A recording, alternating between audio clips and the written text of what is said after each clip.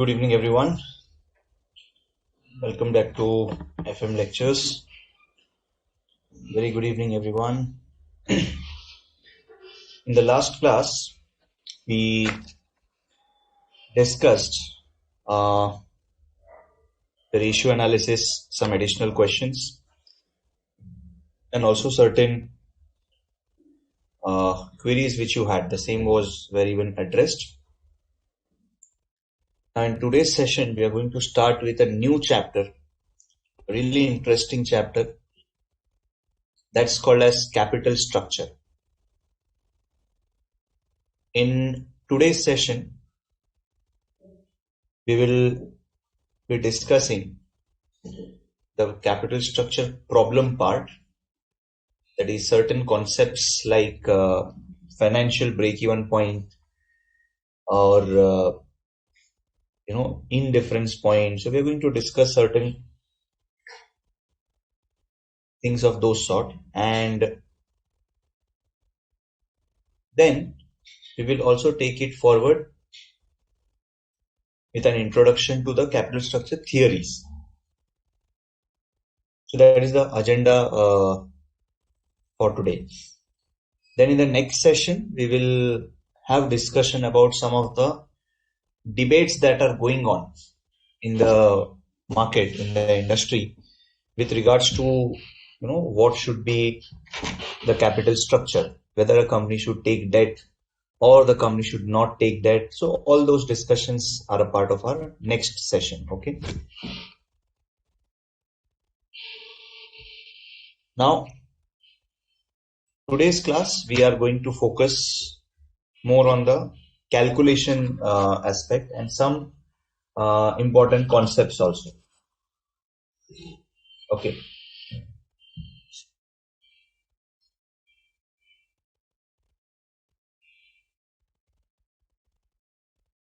Fine.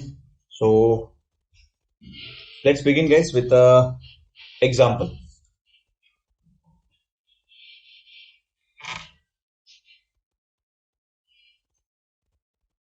Now let us consider an example that company needs, that a typical company actually requires funds of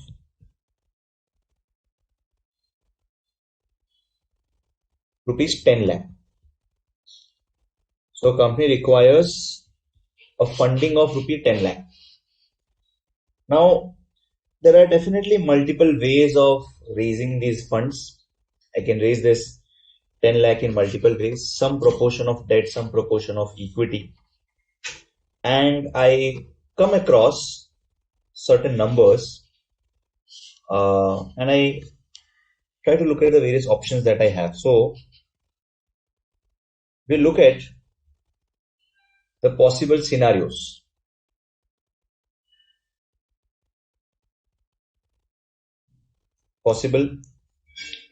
So first, let's say case 1, case 2, and case 3. So we are looking at 3 different cases. Okay. We look at 3 different cases. I have options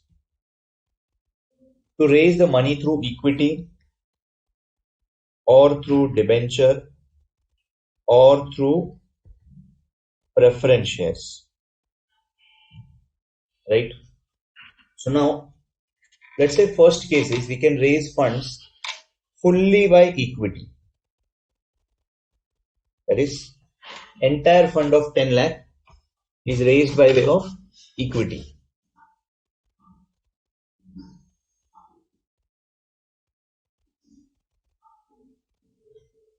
Yeah, entire fund of 10 lakh is raised by way of equity. Other option is we are looking for combining equity with some amount of debt, right?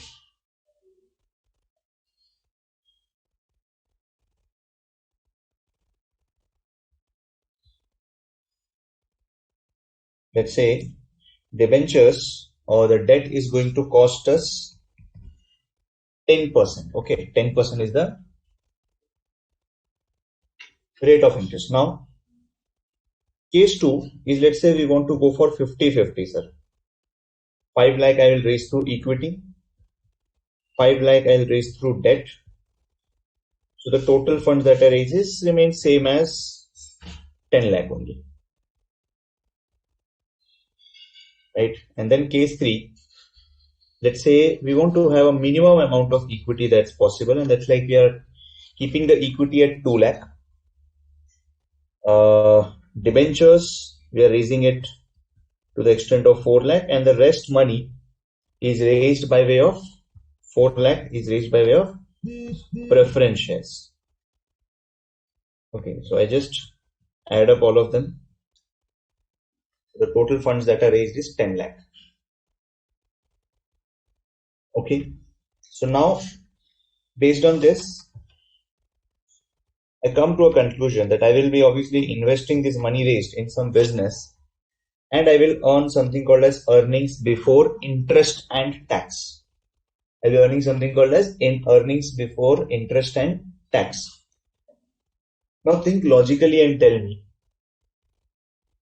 will my EBIT differ according to the plan that I have? Instead of case, that a better word we can think of is like it's a plan.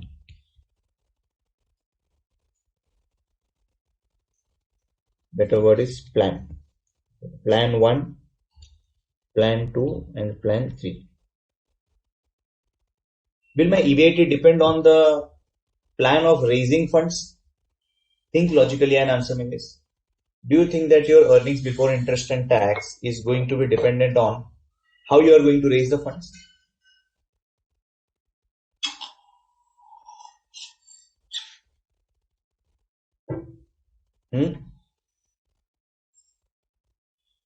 What do you think? Is EBIT going to differ according to the plans? No. Sir, earnings before interest and tax is a purely operating income. Your operating income is not dependent on how you are raising the funds. After operating income, your income statement, the numbers are going to change because you would have taken a loan or you wouldn't have taken a loan. So EBIT is a constant figure which is going to be there irrespective of whatever your financing plans are. So let's say EBIT, we are generating a EBIT of 2 lakh. Okay, so we generate EBIT of 2 lakh. And one more thing, the preference shares are, let's say, costing us 12%. Okay, then from this EBIT, we'll subtract the interest. We'll get the profit before tax, right guys? From that, we subtract the tax amount. We get profit after tax. From that, we subtract the preference dividend. We get net profit for equity shareholders, right? So we can definitely fill up this income statement, right? Correct? Yeah. So 2 lakh is the EBIT irrespective of your financing plans, because whatever is your financing, that will determine how your interest, how your preference dividend will be there. It will not impact your EBIT, right? So EBIT is going to be a constant figure irrespective of the way you are financing your business. So now, of course, we don't have any interest over here. And plan 2, since it is 5 lakh into 10%, 5 lakh into 10% is 50,000. And then 4 lakh into 10%, that should be 40,000 will be the interest. Profit before tax will remain same as 2 lakh. This will be like 1,50,000 and this will be 1,60,000. So profit before tax numbers. Now we have to also consider the tax. How much is tax? Tax, let us assume it to be 30%. So if tax is 30%, then so tax 30% means 2 lakh multiplied by 30% should be the amount of your tax. So you're paying like 60,000. Over here 1,50,000 into 30, 45,000. Then 1,60,000 into 30, 48,000. This is PAT is 1,40,000. This is 1,05,000. 1,12,000. Minus preference dividend. Now, of course, we don't have any preference dividend in the first two plans. Only the last plan has a preference dividend.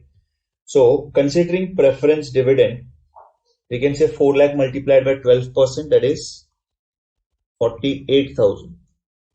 48,000 is the amount of preference dividend that we are paying. 4 lakh into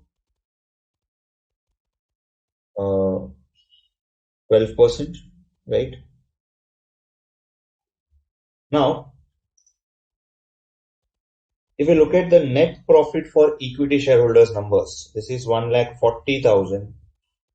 This is 1,05,000. And the other one is like 1,12,000 minus 48,000. 1,12,000 minus 48,000, that's 64,000. Okay. Looking at this income statement, tell me guys, which plan should the company execute? Should it raise funds by way of plan 1, that is fully by equity shares, by plan 2, which is like a debt of 5 lakh and equity of 5 lakh, or should it be plan 3, in which we have 2 lakh of equity and rest as 50-50 debt and preference share? Can you tell me guys, which plan is the best plan to raise money?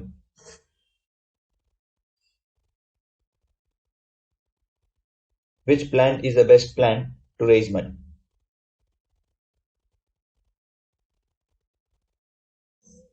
Can you tell me guys, which plan is the best plan to raise money? Should I go with the plan 1? Should I go with plan 2? Or should I go with plan 3?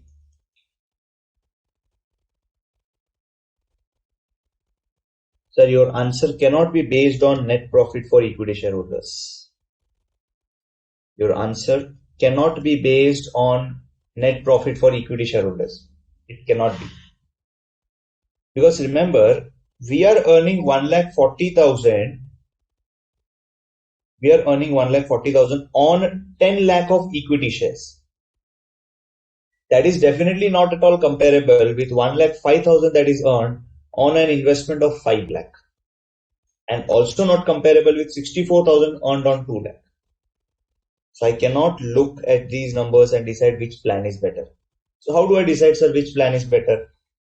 What we do is, we compute something called as earnings per share. Sir, what is something called as? We know what is earnings per share. We know what is earnings per share. So can I say we divide this net profit for equity shareholders by number of equity shares. So let us say we are raising the equity at face value only. So 10 lakh, of course face value, if I assume this to be face value of 10 rupee each, of course we would have issued like 1 lakh shares. In the second case, we would have issued 50,000 shares. And in the third case, we would have issued like 20,000 shares. And your EPS will turn out to be what? 1,40,000 divided by 1 lakh. That's 1.4. This will be 1,05,000 divided by 50,000. 1,05,000 divided by 50,000. That's 2.1. And then 64,000 divided by 20,000, that's 3.2. So can you say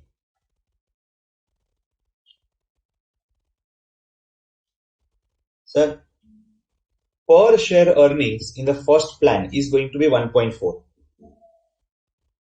Per share earnings in plan 2 is going to be 2.1 and per share earning in plan 3 is going to be 3.2. So now tell me which plan is better. Which plan will be better in a sense that which plan is going to generate more investors gain, or how much in which of the plans you are going to get a better return for the equity shareholders. Which plan is better? Can I say plan 3 is best, right? Right, because we are having this number as the highest number. That's the plan 3 is better, right? So we can actually put up a note over here. That note, we can say, to decide which financing plan to be chosen, we should consider the earnings per share of each of the plans and select the plan which is having highest EPS. Right? That's the first note that I wanted to tell you. Okay. This is our note number 1. Okay. But sometimes, we may be given some more information also as to what shall be the P ratio, price to earnings ratio. Now think from the point of view of an equity shareholder. As an equity shareholder, what would you like to have? Would you like to have your shares? Would you like to invest in the shares of a company which is having highest EPS? Or should it be also be considered that, in spite of low EPS, you may be able to generate high, market price of the share. Or I can say wealth of the investors is what matters the most. So remember, if the question or if in any scenario you have information regarding price to earning ratio, if you have information regarding price to earning ratio, right? I hope you guys remember what is price to earning ratio. We remember it, right? We did it in the ratio analysis. Price to earning. The formula was market price per share upon earnings per share. I hope you remember it, right? So if I give you price to earning ratio, now before I look about the numbers for price to earning ratio, what was that price to earning ratio indicating? What was that price to earning ratio indicating? Can I say it was indicating the confidence of the investors in the company?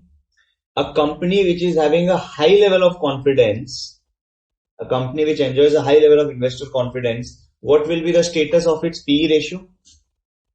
What will be the status of its PE ratio? Can I say the PE ratio is going to be higher? If the confidence of investors in that company is higher, the PE ratio is also going to be higher. Now think logically and tell me,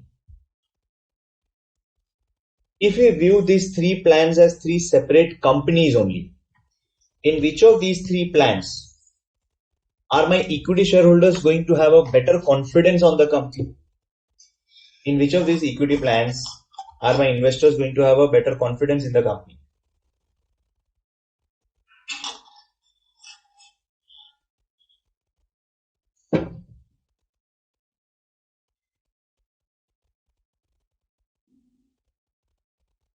Yeah. Which of these plans are the investors going to have a better confidence? Sir, of course it is plan 1. Don't look at just EPS numbers, okay? Because we are talking of confidence. We are talking of, investors are feeling safe by investing in that company. Of course, plan 1, sir, because plan 1 is less geared, or rather there is no gearing on, there is no leveraging on. So plan 1, we can say plan 1, 10 lakh, right? So plan 1, 10 lakh raised fully by equity is going to give a higher confidence on the, that's going to,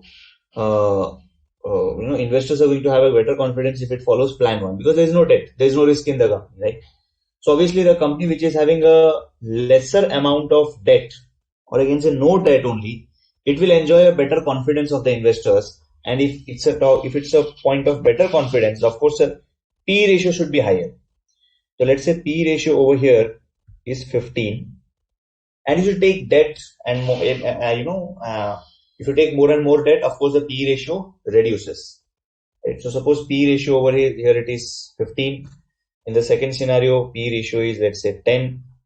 And if you go for the more levered or more risky form of financing, then the PE ratio falls to suppose 5. Just a hypothetical numbers. So looking at this PE ratio, if I ask you what should be the market price per share, you should remember guys, PE ratio was having a formula of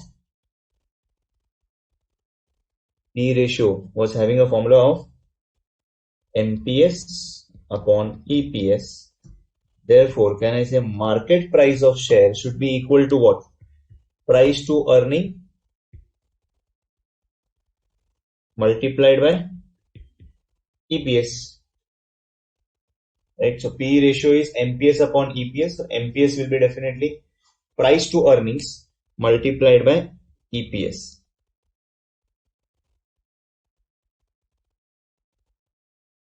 Price to earning multiplied by EPS. So EPS is this, P is this. So we need the market price per share number. So market price per share is 1.4 into 15, which is 21. In second scenario also it's 21. And in third scenario it is 3.2 into 5, which is 16. Let me just do one thing. Let me just take this as 11. So 2.1 into 11, which is 23.1. 23.1. That's the market price per share. Okay. So now if you look at this criteria, 23.1 is the highest NPS. So the second point which I want to make clear to you or just drilled into your mind is that if PE ratio is given, oh, this Siri doesn't understand our Indian English probably. Yeah. Ratio is given.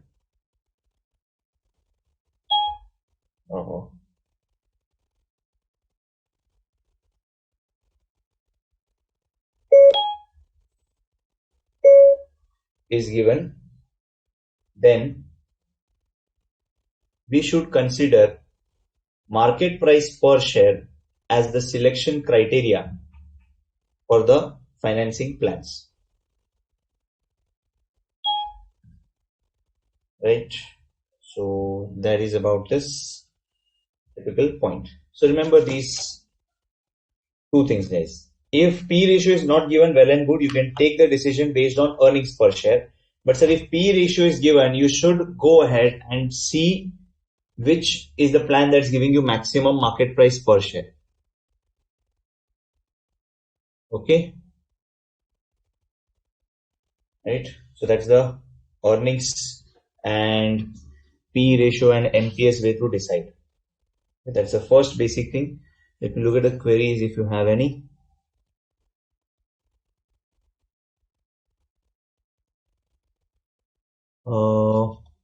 Plan 3, okay. Sir, if we need additional funds, so we decided to issue equity shares. Is expense of new equity shares in mid of year affects EBIT? Expenses of issuing new equity shares, that you will subtract it from your equity proceeds. Whatever amount you receive, you subtract it from it. Earnings before interest and tax, is it going to affect the earnings before interest and tax? Of course, if you have any, but those are all financing expenses, that won't impact my EBIT. So what's the difference between EPS and earnings yield? Well, EPS is a number, earnings is in a percentage. You can say earnings as a percentage of market price, that will be your earnings yield. Earnings as a percentage of market price will be earnings yield. Okay. P ratio is a given number, guys. So don't think how did we got this P ratio. This will be a given number.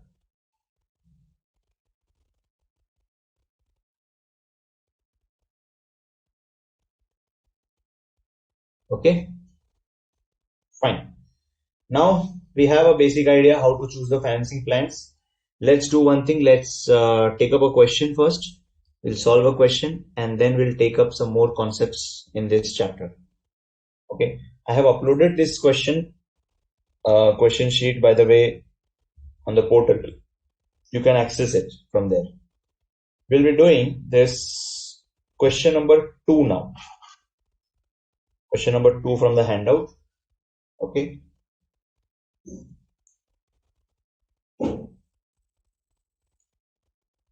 Question number 2.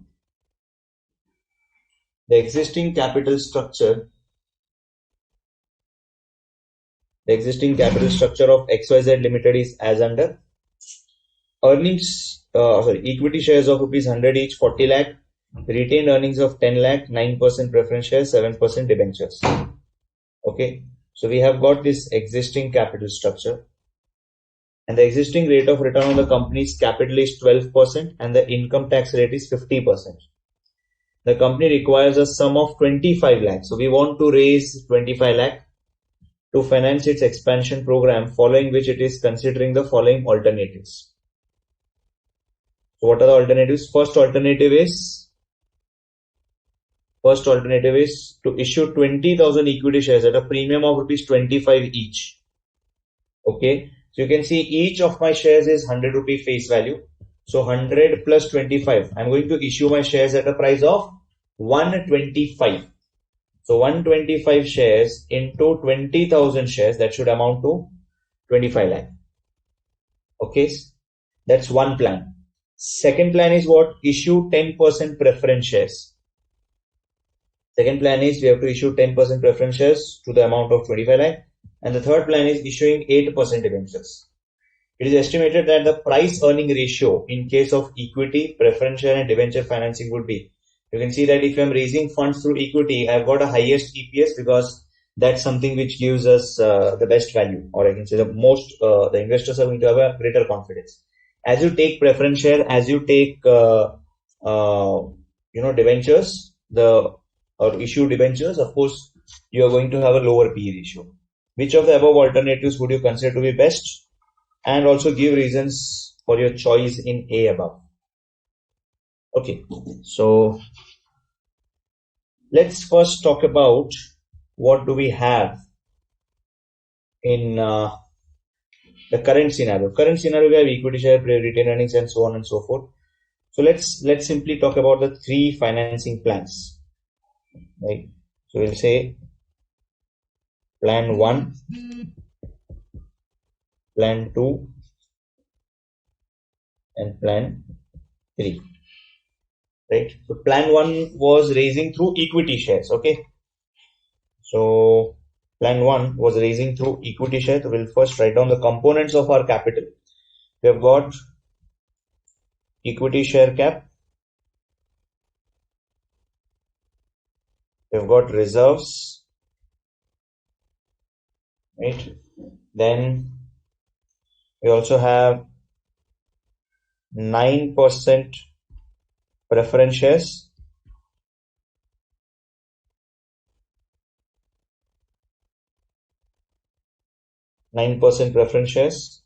We're having 7% debentures also. Now for the ease of understanding, I'll just do one thing. Just shift each one of them so that I keep a gap, sufficient gap between them. Okay. So let's first talk about the plan 1. What was plan 1, sir? Plan 1 was to raise through equity shares. Plan 1 was just to raise through equity shares. Okay. Plan 1, if it is equity shares, we already have like 40 lakh of equity shares. So we already have 40 lakh equity share. Plus, we are going to issue additional shares. Additional how many shares, sir? 20,000 shares. Right, so 20,000 shares ka face value, 20,000 shares with what face value, sir? It is like 20,000 into 100 face value.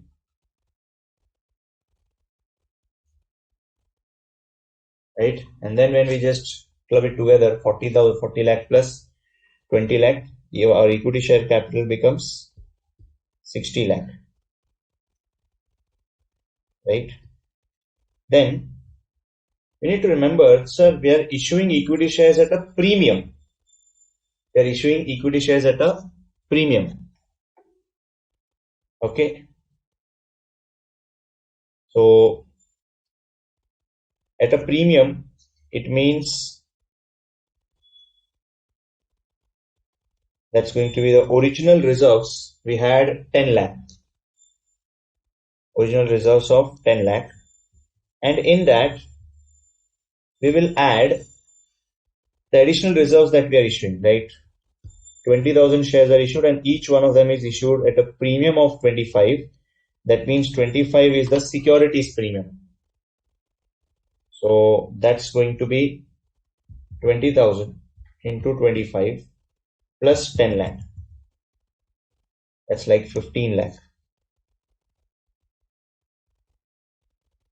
Okay, that's the first plan. So our reserves changes, equity share capital changes, preference shares and debentures will continue to remain same.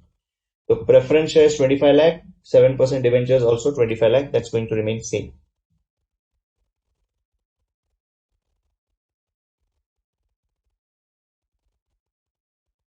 Right.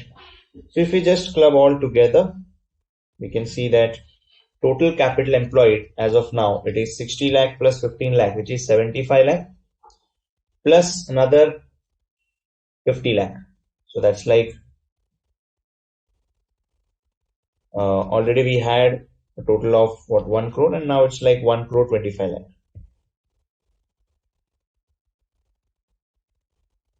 Right. So that's our plan 1. Right. So plan 1, we considered this to be like equity. Right. Then we have another plan in which we are issuing 10% preference shares, which means our original equity reserves, 9% preference shares and debentures are going to remain constant. So equity share capital in plan 2 will continue to be 40 lakh. Reserves will continue to be 10 lakh. 9% preference shares will continue to be 25 lakh. 7% debentures will also continue to be 25 lakh. But instead, we are having in plan 2 10% preference shares. So 10% preference share capital is additionally issued. So the new thing that we have is 10% preference shares. So 10% preference share is what the new issue shares.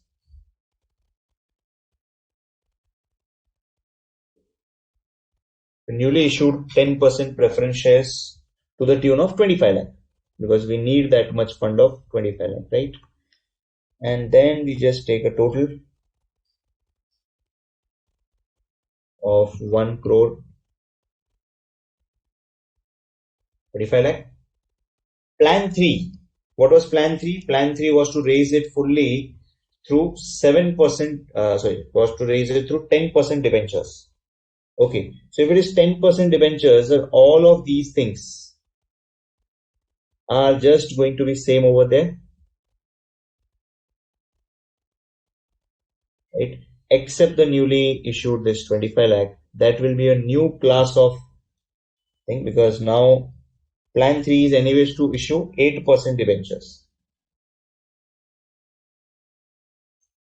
Okay, we say here 8% debentures. Right. So now the total is 1 crore 25 lakhs. So we have got the plans ready with this. We are ready with all the 3 plans. So remember, whenever we are talking of plans, in case of preference share, in case of debentures, there is no problem at all. You just put it in the capital structure. But remember, in case of equity shares, the amount actually adds up to the equity share capital and also to the reserves. So just take a note of it. Okay. Now, we look at the question. We need to understand, sir, what will be the EBIT? Because ultimately, to decide which plan is to be chosen, I have to follow the income statement. I have to prepare the income statement, right? I have to start with EBIT. From that we will subtract the interest. Then we get the profit before tax. From that we subtract tax. So we get profit after tax. Right? And then we reduce the preference dividend so that we get net profit for equity shareholders. Right? And ultimately after this, we know we divide it by number of equity shares, and then we get the earnings per share, right? So now to start with, we need definitely first the EBIT figure. We'll need the EBIT figure. So how will I get that EBIT figure? How will I get the EBIT figure? You see over here, the existing rate of return on company's capital. It means in the business which the company is into, the capital invested is giving you 12% return. Whatever capital you invest, you get 12% return on it. So ultimately, sir, what is our EBIT going to be? What is our EBIT going to be? It is going to be at the rate of 12% of total capital employed. Right? Since this was our total capital employed, so we need to know that it's ultimately 12% of total capital employed. So let's go ahead with this. So 1 crore 25 lakh divided multiplied by the 12% figure. So 1 crore 25 lakh multiplied by 12%. That's 15 lakh. And remember, 15 lakh is going to be a constant figure for all the three plants. Okay.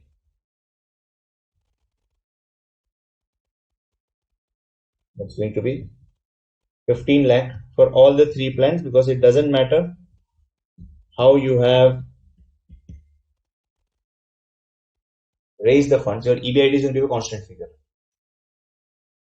Now coming to interest, coming to this interest. Remember, interest wise, the first two cases amount of interest is going to be same, that is 7% of 25 lakh. But for this one, you need to also consider 8% of this. Right? So 7% of this and 8% of this. Okay, so now less interest. So interest is going to be like 7% of 25 lakhs, sir. 25 lakh into 7%, which is 1,75,000. We'll do one thing. We'll elaborate this interest part. So here we are having like 7% of 25 lakh and also 8% of 25 lakh. But remember, 8% of 25 lakh is not for all the plants. Right? 8% 25 lakh is not for all the plants. It is only and only for the last plan, in which it's only and only for the final plan 3, in which you're raising 25 lakh through debentures. So we got 7% of this as 1,75,000.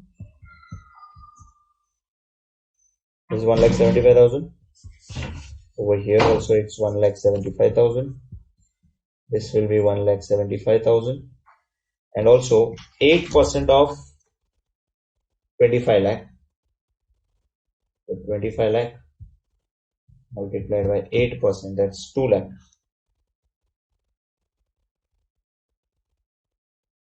Right?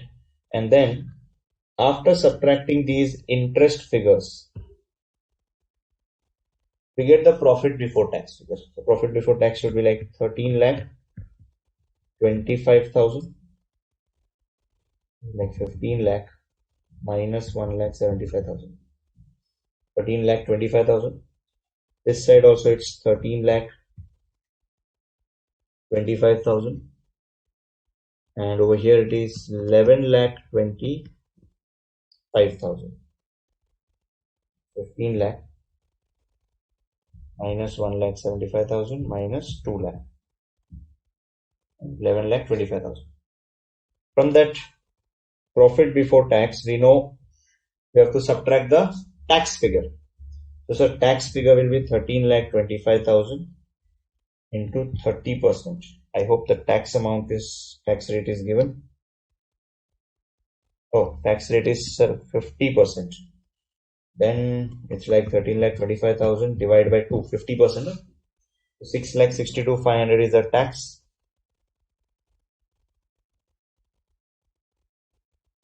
It's like 62,500, and in the final case it is 11 lakh. 5,62,500.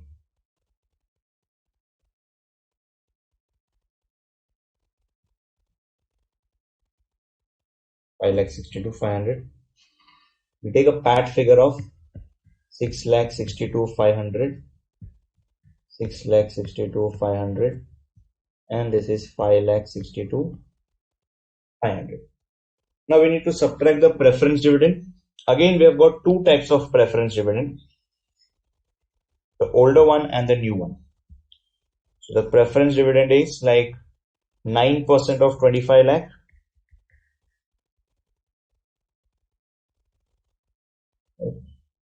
Which is the old one, and the new one is 10% of 25 lakh.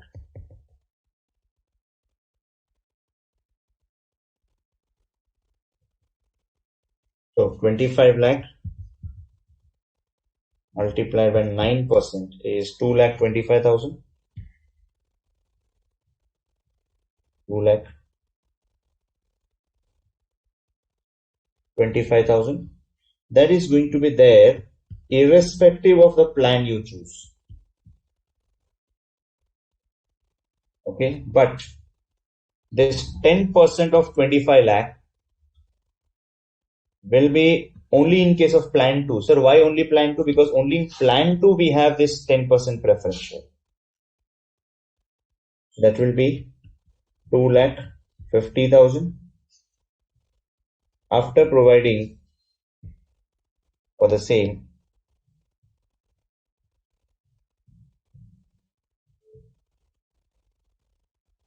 After providing for the same,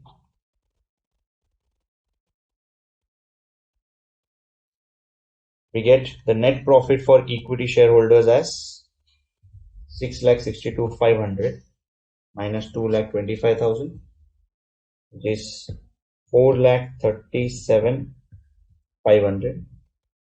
662,500 minus 2,25,000 minus 2,50,000. That's 1,87,500.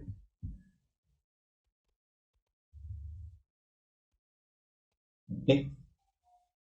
And then finally, after subtracting 5,62,500 by 2,25,000, we get this as 3,37,500.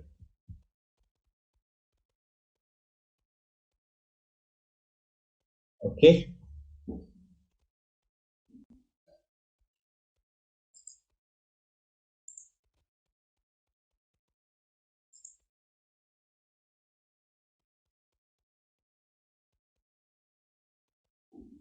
Fine. Now considering the number of equity shares in plan 1, you can say the number of equity shares is like the share capital face value is 60 lakh, and each of our equity share was with a face value of 100. So if it's a face value of 100, the number of shares is like 60,000. Number of equity shares is 60,000 in first case. In second and third case, it is 40,000. Of course, that's going to give us the amount of earnings per share. So you can say, sir, it's 4,37,500 divided by 60,000, which is 7.29. Second earnings per share is 1,87,500 divided by 40,000, which is 4.6875. Or let me take it as 4.69. And the last case is 3,37,500 divided by 40,000, which is 8.44. 8.44. So we got the earnings per share, and after earnings per share, we write down the P ratio, which is given in the question, sir. So what are the P ratios? We can say P ratios is 20, 17 and 16. So let's write down the P ratios 20, 17 and 16. That should give us the market price per share to be simply, earnings per share into P. So 7.29 multiplied by 20, which is 145.8. 4.69 multiplied by 70, which is 79.68. And then, 79.73. And then finally we have like 8.44 multiplied by 16, which is 135.04. Of course, which plan are we going to choose? Should we go for like the plan 1, which assures us a market price of 145, or plan 2, which assures us a market price of 79.73, or should it be plan 3, which is 135.04? Without any doubt, sir, we can say it's only the plan 1. We can write here. Funds should be raised by issuing equity shares, as it will lead to maximum market price per share and will also lead to shareholders' wealth creation, wealth maximization.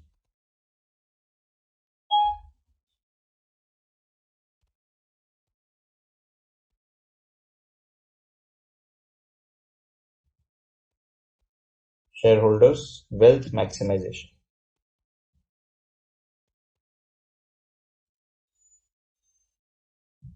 Okay, so funds should be raised by issuing equity shares.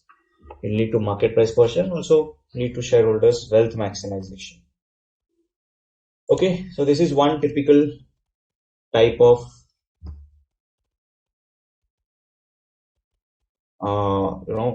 questions that you may get, in which you have to choose the appropriate financing plans as to how you should raise the funds. Okay.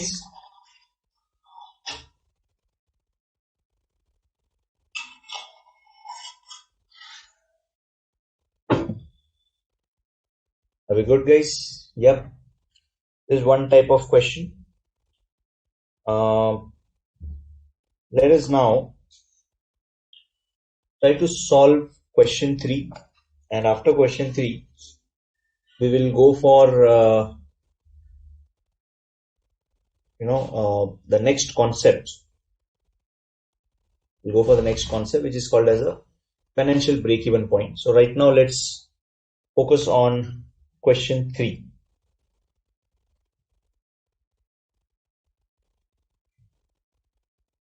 Okay, have a look at it.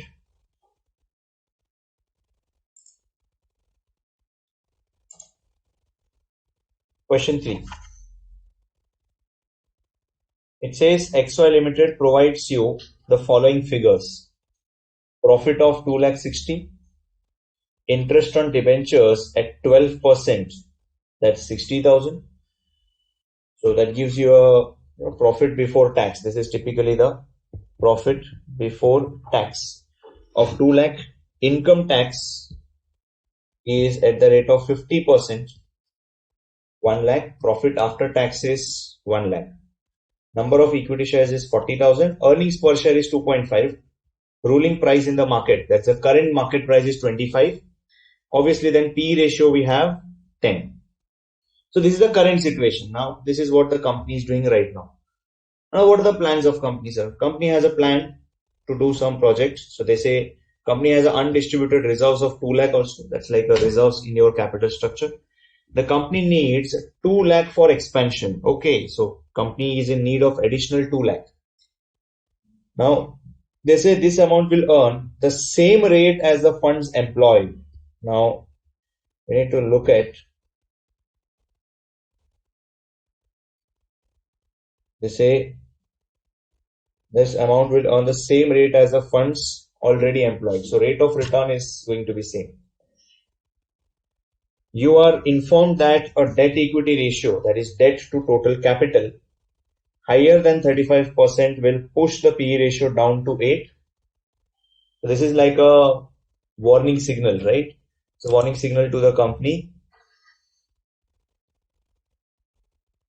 to the company that if your debt to total capital, that is debt upon total of debt and equity, if it is higher than 35%, then the PE ratio will go down to 8, and it will raise the interest rate on additional amount borrowed to 14%.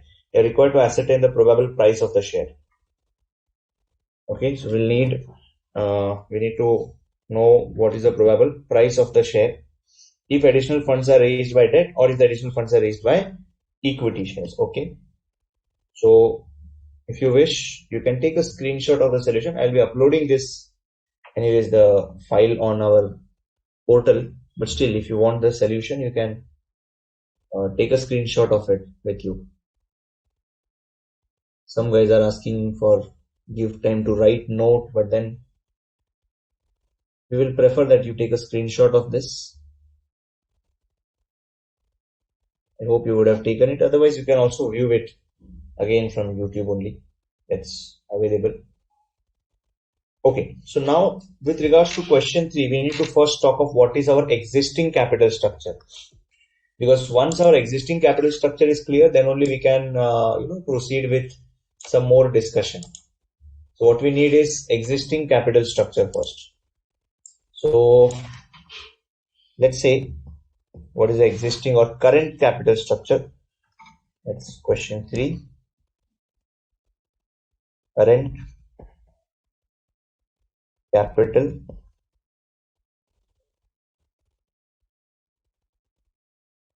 structure.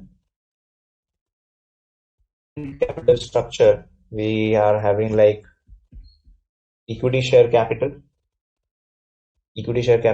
which is currently, if you see, number of equity shares is 10, that is 40,000 into 10 rupee per share face value. So of course equity share capital is 10 into 40,000, which is 4 lakh. Equity share capital is 10 into 40,000, which is 4 lakh. Reserves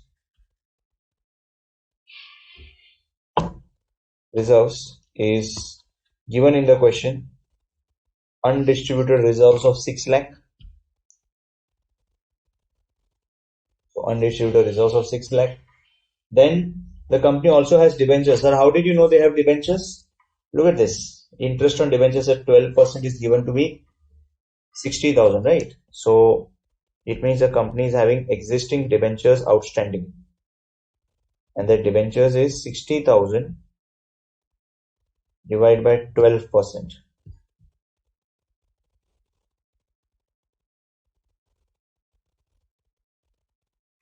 $60,000 divided by 12%, that amounts to 5 lakh.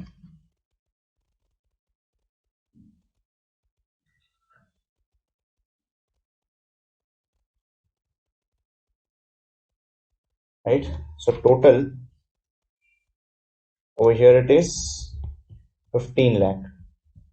So as of now we have 15 lakh capital employed in the business. Okay.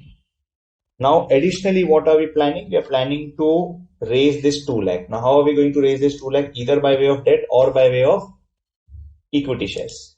Right? Either by way of debt or by way of equity shares. And before that, I also want you to highlight this part. See, the amount will earn the same rate as the funds already employed. So I need to know what is the return that I'm earning as of now.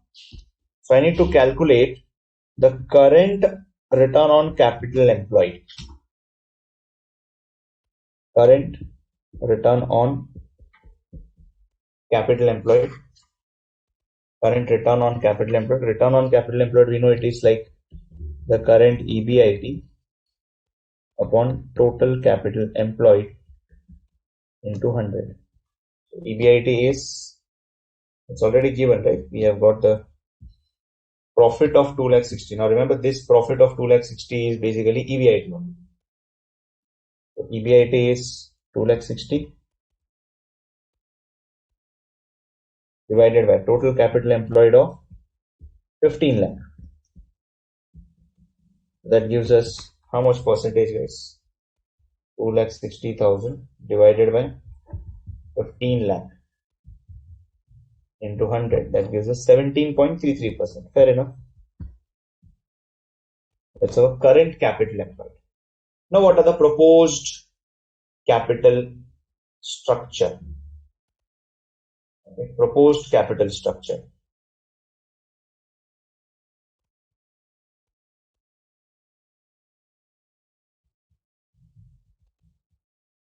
So proposed capital structure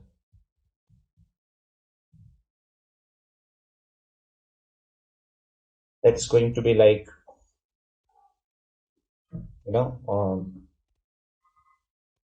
we have two plans basically, plan 1 and plan 2. So plan 1 is to raise it by way of debt. You see, plan 1, additional funds are raised as debt, and the other is additional funds are raised by equity shares. So plan 1 is raising by way of debt. Plan 2 is raising the money by way of equity. Okay. So equity share capital, reserves, and debenture. And debenture also will say old and new. So in plan 1, equity share capital continues to remain as 4 lakh. Reserves will remain as 6 lakh. Old debt is 5 lakh. And new debt is going to be the additional 2 lakh. So that's going to make our total capital employed to be, that's going to make the total capital employed to be,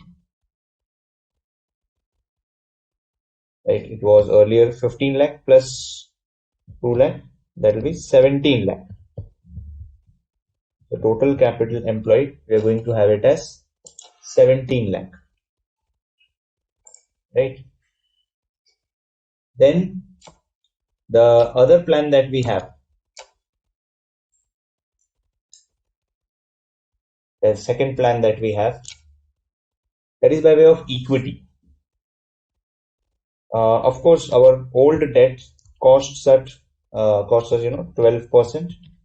What is the rate of new debt, sir? You can see over here.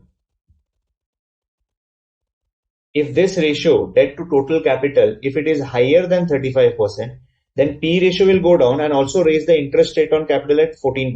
Right now, my debt is 12%. So I need to check over here whether by taking this debt, I'm breaching that ratio. So we'll calculate the ratio. We'll first calculate the ratio over here. Debt to capital. Debt to total capital employed ratio. If you say debt to total capital employed, it's like 7 lakh divided by 17 lakh. How much is this? 7 lakh divided by 17 lakh, which is 41.18%. 41.18%. So what can we say about this 41.18%? What is this 41.18% going to make, guys? That is going to be making my number of equity shares to be what? Number of equity shares is going to remain same, sir. Only what is going to change? The debenture rate of interest. Because it stated that if this number is more than 35%, then the rate of interest will be 14% and also your P ratio will go down. Right? So that this is having a double implication. One implication is that your rate of interest will be 14%, and the second implication is that your P ratio, second implication is your P ratio is going to be 8, right? So that's the first plan 1 thing. Then going for the plan 2 discussion. In plan 2 discussion, we are going to issue equity shares. Now, of course, sir, what will be the equity share price that we are going to, what will be the number of equity shares that we are issuing? You should consider that, we are having this ruling price in the market to be 25. So we are assuming that the number of shares that we will be issuing will be at 25 price only, right? So now we need to work out on that part. See, let me do this working just beside this.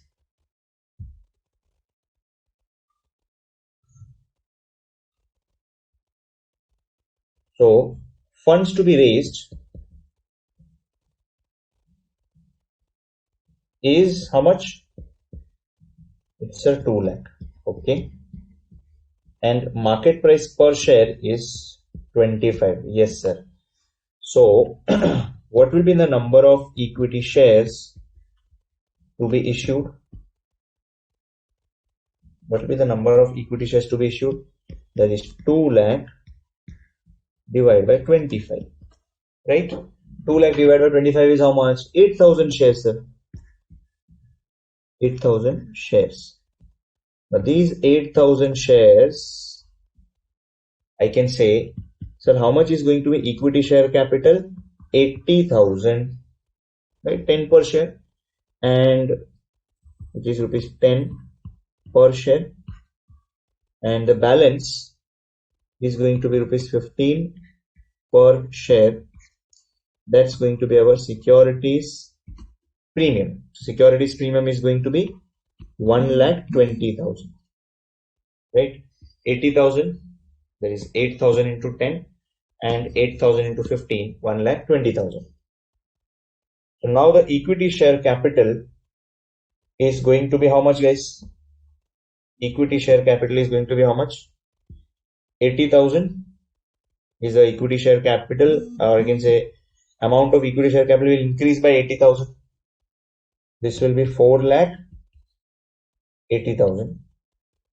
And our reserves, since it is 6 lakh, so 1,20,000 is a security premium plus this 6 lakh. So total securities premium will become how much? 7,20,000, right? Then there is no question of new debentures because it's a new plan altogether. So the old debentures are going to be continuing in our business at 5 lakh, and the total is going to be 17 lakh. And if you compute the total debt to capital ratio over here, total debt is how much, sir? 5 lakh. 5 lakh divided by 17 lakh. That shouldn't breach the criteria of 35%. So that's 5 lakh divided by 17 lakh, which is 29.41.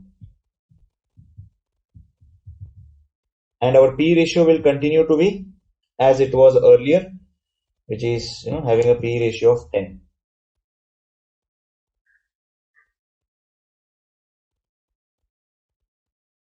Okay, so we are ready with the basic structure. Now the final stuff we have to do. Right, now before I go, let me just check what is the query. There's no query as such. How did you get, sir, 14%? It's there in the question now. See, it's written in English. The amount you will on the same rate, and they will say you're informed that is the debt equity ratio, or I can say debt to total capital. If it is higher than 35%, then it will push your P down to 8.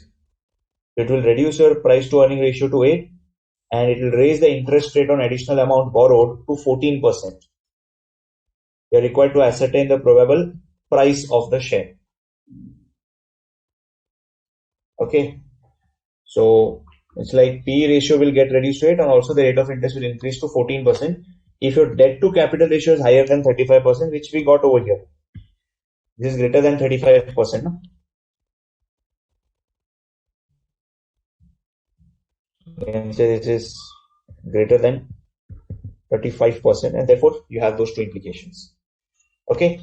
Now the next thing, finally, sir, we have to prepare the full income statement. We'll start with EBIT. From that, we'll reduce interest.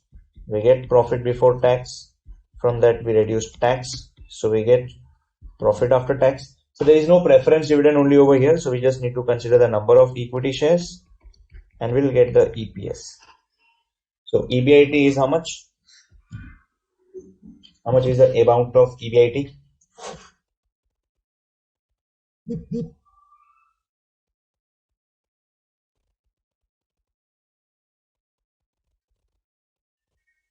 Amount of EBIT?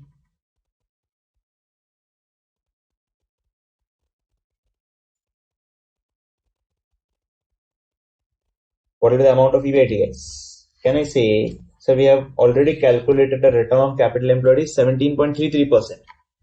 Now this 17.33% should also hold true even with the new investment. So my EBIT should be 17 lakh multiplied by 17.33%. So 17 lakh multiplied with 17.33%, which is 2,94,610. 2,94,610.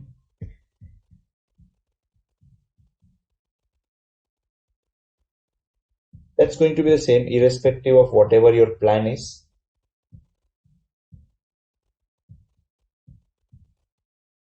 Interest. What will be the amount of interest? Sir, interest is going to be actually two components, 5 lakh into 12 and also 2 lakh into 14. 5 lakh into 12. 5 lakh into 12 is 60,000 and 2 lakh into 14. That's like 28,000. Right? So we should have like interest as 60,000 from this and 28,000 from this. So 88,000.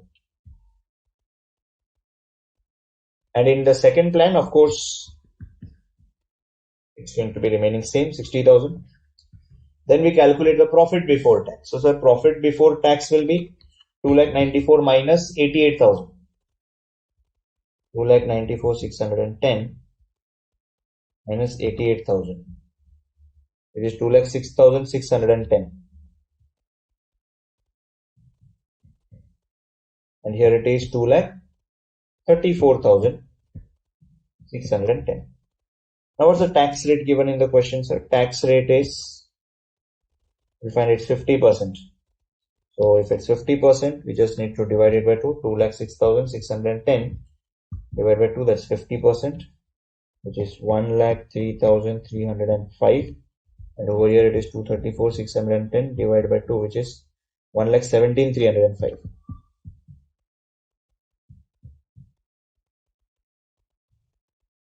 PAT is 1,03,305, 1,17,305. Divide this by the number of equity shares which we already have. Like the number of equity shares will be 4 lakh. Each one of them is like 10 rupees. So number of equity shares will be 40,000 and this is 48,000.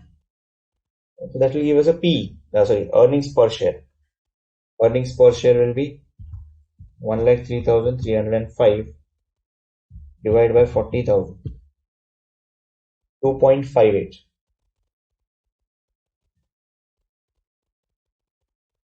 1,17,305 divided by 48,000. That's 2.44.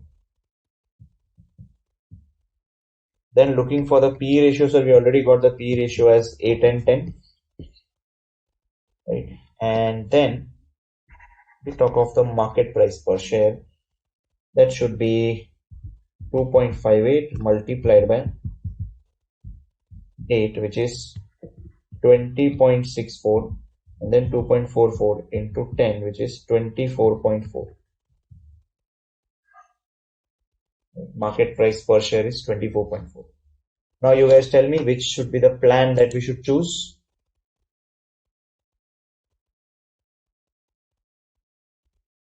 Which should be the plan we should choose? Of course, this one, because it has got a highest MPS. That's the highest MPS, market price per share. Right. So obviously our decision is going to be right. Funds should be raised by way of equity shares, as that will lead to maximum market price per share. Right. That's the simple solution. Good one. Okay, let me look at the queries if you have any. Okay, now about 14%. Okay. Why in this question have we computed ROC?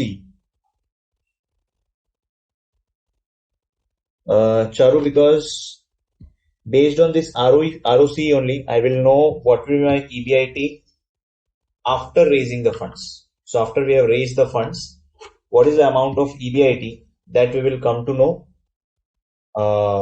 only if I calculate the ROC, because the same return on capital employed I apply on the total capital or the revised total capital. Okay, so that's the solution for this question. The only point in this question was this particular segment, in which they stated that you first compute what is the ratio of debt to total capital, and then looking at that debt to capital ratio, you have to state what will be the rate of interest on the new debentures and what will be the price to earning ratio. Okay, that's the only difference part. Otherwise, rest all things are one and the same. We have to just see how the funds are to be raised, what will be the EPS, what is the NPS, and all those things. Calculations remain. Everything remains same. Just this point was an additional thing in the question.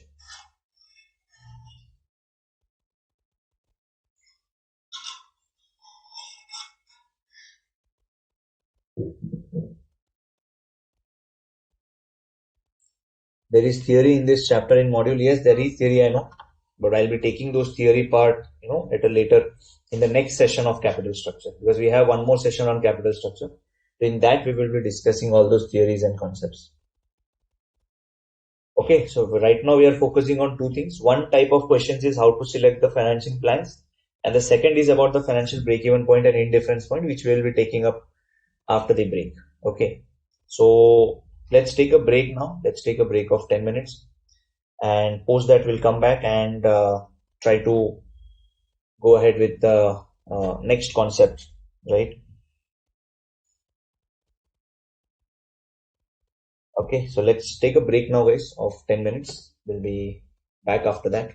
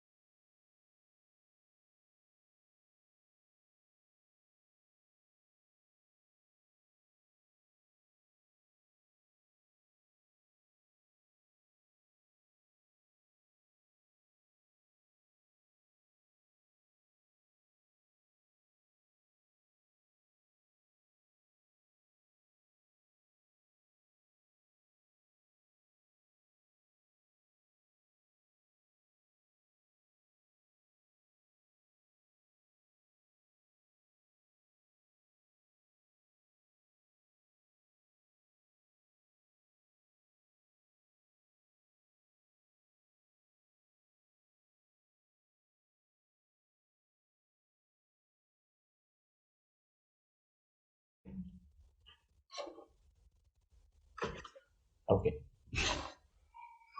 Are we live? Okay. Welcome back, guys, after the break. Now we'll go ahead with an important concept in this chapter that's called as financial break-even point. And after that, we'll also discuss indifference point.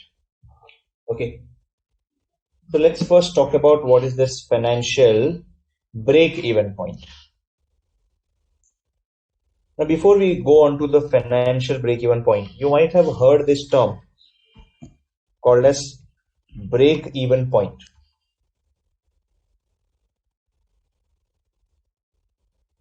You might have heard this term called as break-even point, right? What is this break-even point, guys? Anyone? Might have heard of it, right? Break-even point in your economics, maybe in costing, maybe in cost accounting, or in even in economics in the foundation. You might have heard of this term break-even point. When I ask this question, majority of the students they speak out said, "Sir, break-even point is profit equal to zero." Right?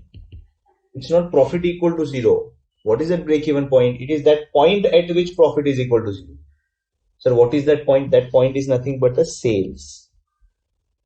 Right? So it's the sales where, or I can say,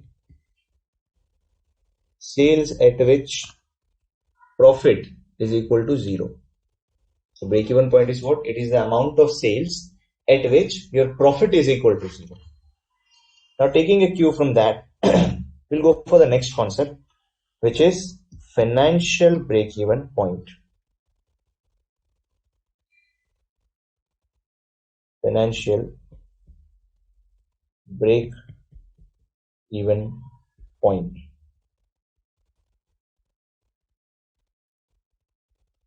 Okay. Now, what is this financial break-even point? Right? We need to know about this financial break-even point. So, financial break-even point. See, we know that financing starts only after EBIT, because before EBIT, it's all about operations. Your sales, your COGS, fixed cost, all those things are your operating activities. After EBIT, only financing starts. So financial break-even point is actually EBIT, is the level of EBIT at which net profit for equity shareholders is actually zero. Right? So EBIT at which net profit for equity shareholders is zero. Okay. So we have to do a reverse working in which I should ensure that my EBIT is equal to zero. Now let's take an example. To understand this, let's take an example. We are aware of this income statement, EBIT less interest, that gives us profit before tax. From that we subtract the taxes, we get profit after tax. From that we subtract the preference dividend, then we get net profit for equity shareholders, right? So now the EBIT,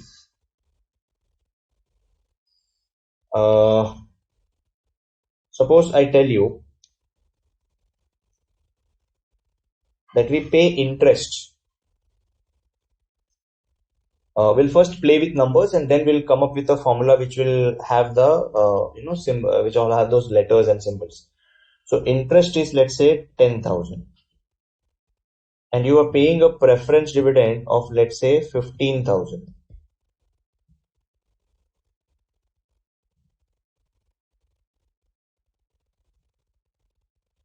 Right? So interest is 10,000, preference dividend is of 15,000. So interest is 10,000, preference dividend is of 15,000. Now, considering these two, I want you to understand that this should be zero. So how much this figure should be? Just think of it. I want this net profit for equity shareholders to be 0. How much should be this earnings before interest and tax? Or I'm asking you, what is the amount of EBIT that will ensure that net profit for equity shareholders is 0? I'm asking you, what will be the EBIT at which net profit for equity shareholders is going to be 0? How are we going to compute it? Right? Some smart guys might have already understood it, what is to be done. So let's do the reverse calculation. If it is 0 and if you're saying preference dividend is 15,000, obviously your PAT or profit after tax should be also 15,000. Your PAT should be also 15,000, right? Because if your PAT is 15,000, then you will be paying a preference dividend of 15,000 and net profit for equity shareholder will be 0. And then suppose I say that tax rate is 30%. Let's say tax rate is, let's say, 30%. Then what should be these figures then? What should be these figures? Can we say, sir, if PBT is 100, this is 30, so this should be 70, right? Or for that matter, let me just, for the ease of our calculation, let us take tax is 40%. So this is 100, your tax will be 40, and your profit after tax will be a figure of 60, right? So we can simply do the cross multiplication and get the numbers. So we can get this by simply undertaking a cross multiplication, which is like 15,000 into 40 divided by 60, which is like, sir, probably this is 10,000. If this is 10,000, this is supposed to be 25,000. You can also verify it that this is 25,000 multiplied by 40%, that's 10,000, and after subtracting you get a PAT of 15,000. Okay, sir. So it means to get a net profit for equity shareholders to be 0, my profit after tax should be 15,000 and my profit before tax should be 25,000. This is a reverse calculation. So my profit before tax should be 25,000. Now again doing the reverse calculation, if profit before tax is 25,000, what should be the EBIT? If profit before tax should be 25,000, what should be the EBIT? Do the reverse calculation again. Can I say that reverse calculated figure will be definitely 35,000, right? So 25 plus 10, that will be 35,000. So EBIT is 35,000. Can I say, if you have a EBIT of 35,000, you will get a net profit for equity shareholders to be 0, right? If you're getting a EBIT of 35,000, that will ensure a net profit for equity shareholders to be 0. Now just think, sir, if my EBIT is 35,000 plus some number, just think of it. If my EBIT is suppose 35,000 plus some number, what will be my net profit for equity shareholder? What will be my net profit for equity shareholder?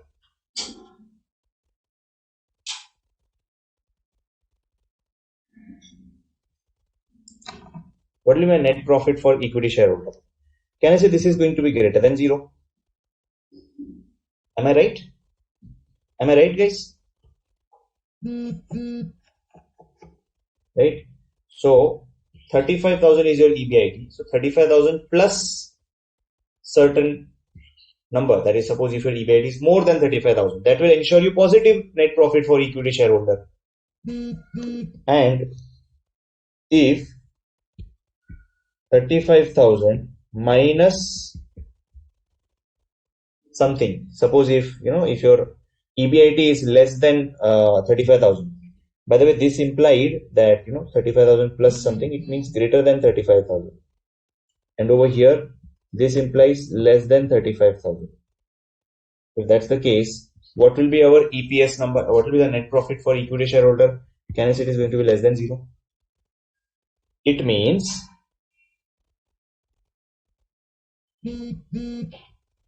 if your EBIT is less than financial break-even point, if your EBIT is less than financial break-even, because remember this number 35,000, this typical number 35,000, this is your financial break-even point. This is your financial break-even point, right? So if the number is greater than financial break-even point, if this is greater than financial break-even point, you will get to know that your net profit for equity shareholders is greater than 0. Right? And in this case, it's going to be less than 0.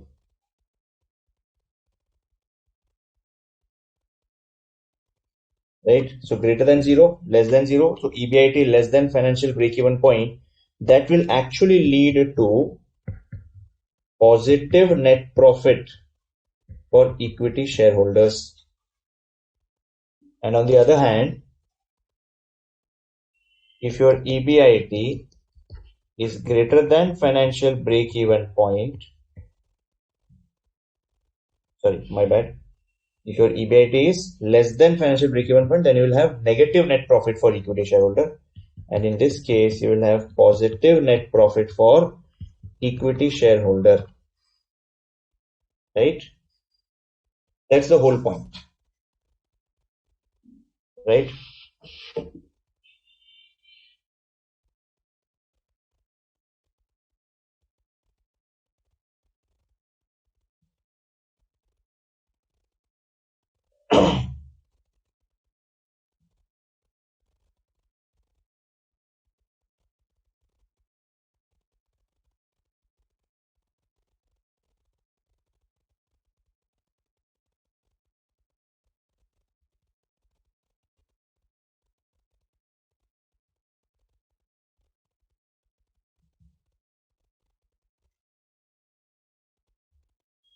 Okay. So let me see if there is a query. If less than break-even point, EPS be negative. Correct? Financial break-even formula. Okay. We'll come to that financial break-even point.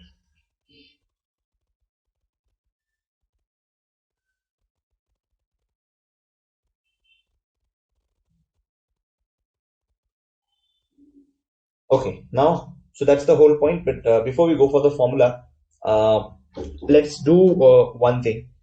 I'll try to put it in the form of a chart so that it just gets inscribed into your minds. Let's understand this thing.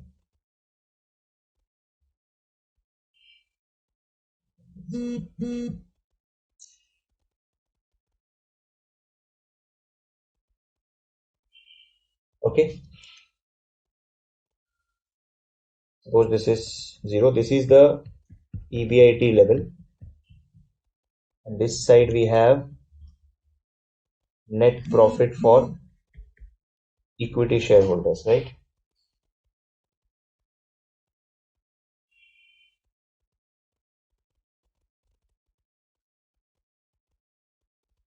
So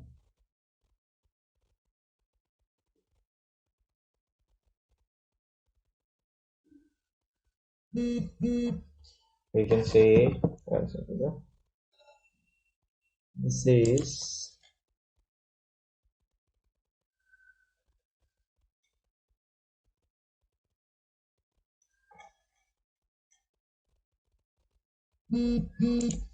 yeah.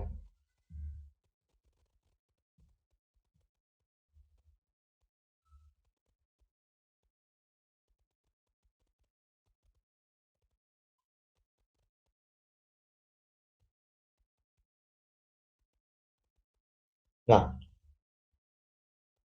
we know that the net profit for equity shareholder will definitely be into the positive zone if it is above the break-even point, right?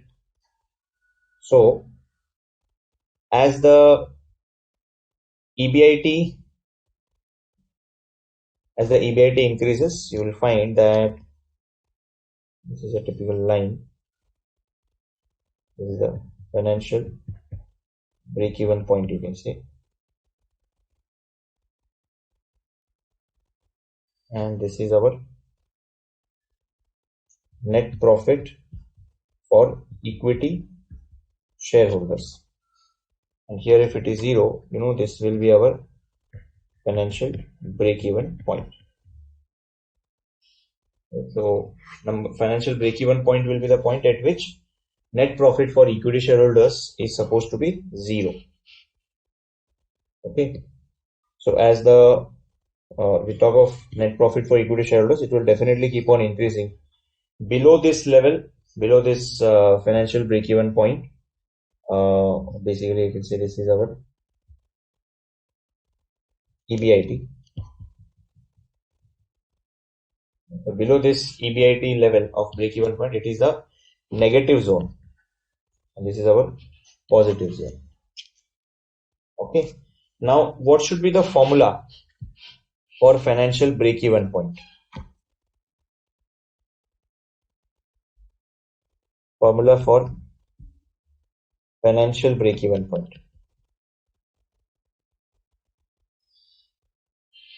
Now, formula for financial break-even point, I would like to derive it. I'd like to derive it for you and not just by heart it. Okay, so let me use this same income statement to come up the financial break-even point. See, to make this net profit for equity shareholders 0,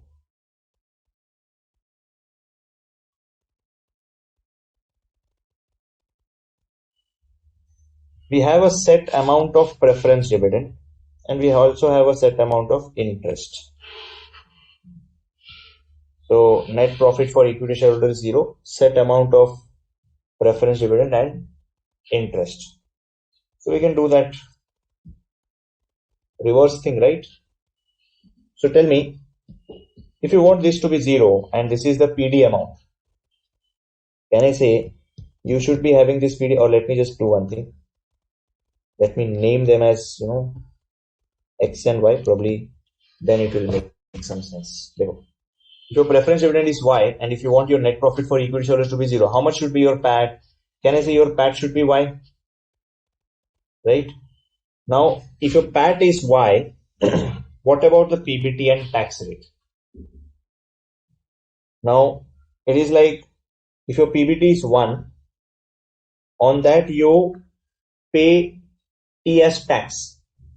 Pay T as tax. So what you have is 1 minus T. Right? So if your PBT, if it is 1, your tax is T, so your PAT will be 1 minus T.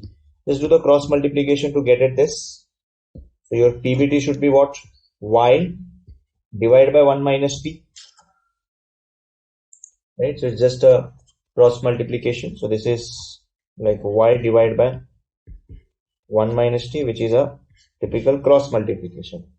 So if this is Y divided by 1 minus T, so EBIT wala, what will be the amount of this EBIT?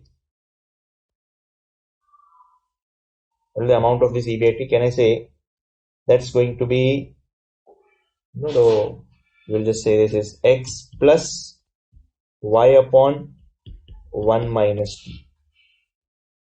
Right? And this is your financial break-even point formula, which is X plus Y upon 1 minus T. So what was X? X was amount of interest. What was Y? Amount of preference dividend divided by 1 minus T. And you can just verify it with our example also. We got the answer as 35,000, right? So you can just check out. Just check out if interest was 10,000 and preference dividend was 15,000. That's 10,000 plus 15,000 divided by 1 minus 0.4. You can say this is 10,000 upon 10,000 plus 15,000 divided by 0.6. That is 10,000 plus 15,000 divided by 0.6 is 25,000. That should give you 35,000 as answer. 35,000 is what we are getting the financial break-even point. So remember, financial break-even point is what, sir? It's the amount of EBIT at which your net profit for equity shareholders is zero. Amount of EBIT at which net profit for equity shareholders is zero.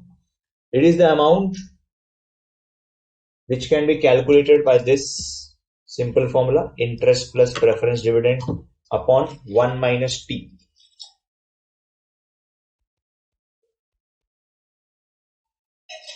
Okay, this is the amount that we can compute it. And one more thing you need to know about it, that if your EBIT is greater than the financial break-even point, you will be having positive net profit for equity shareholders. If it is less, you will have negative profit for equity shareholders.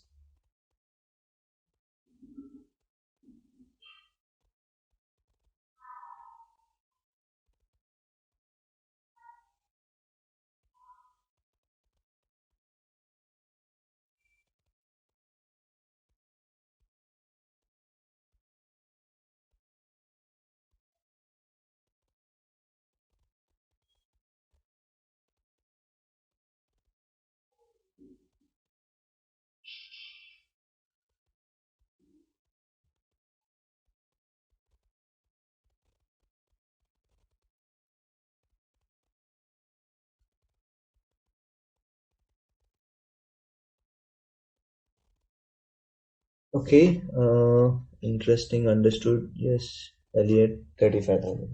Okay, fine. Now,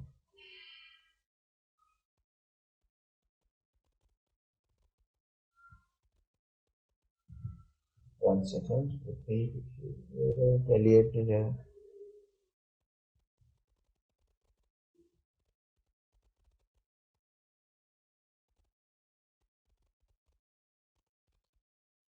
Let me see if I have a question based on this. Well, we have this question.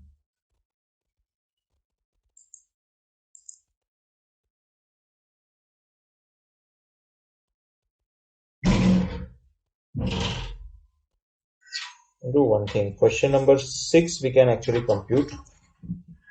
We can solve this question 6, and then accordingly we can go for the next concept once we are clear with this part.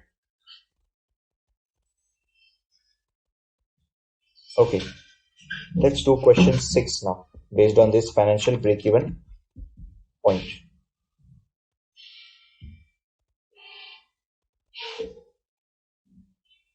Hypothetical Limited is in need of 1 lakh to finance its increased working capital requirement. The finance manager of the company believes that its various financial costs and share price will be unaffected by the selection of a particular plan, since a small sum is involved. Debentures will cost 10%, preference share 11%, equity share can be sold at 25 per share, the tax rate is 35%, and we are having 3 plans. In the 3 plans, we have like plan 1, equity shares of 100, plan 2, equity, preference share and debentures with a ratio of 30, 10 and 60. And the third plan is equity share, preference share and debenture in the ratio of 50, 20 and 30. Determine the financial break-even plan and also which plan has a greater risk. So first we need to put down the capital structures, by the way, right? So proposed capital structure. Let's talk of proposed capital structures.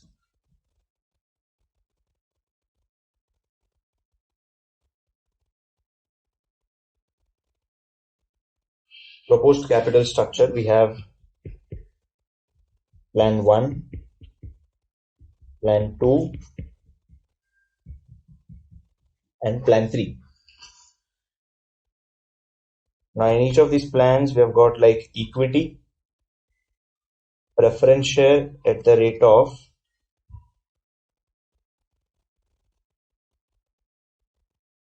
preference share is at the rate of 11% and debenture at the rate of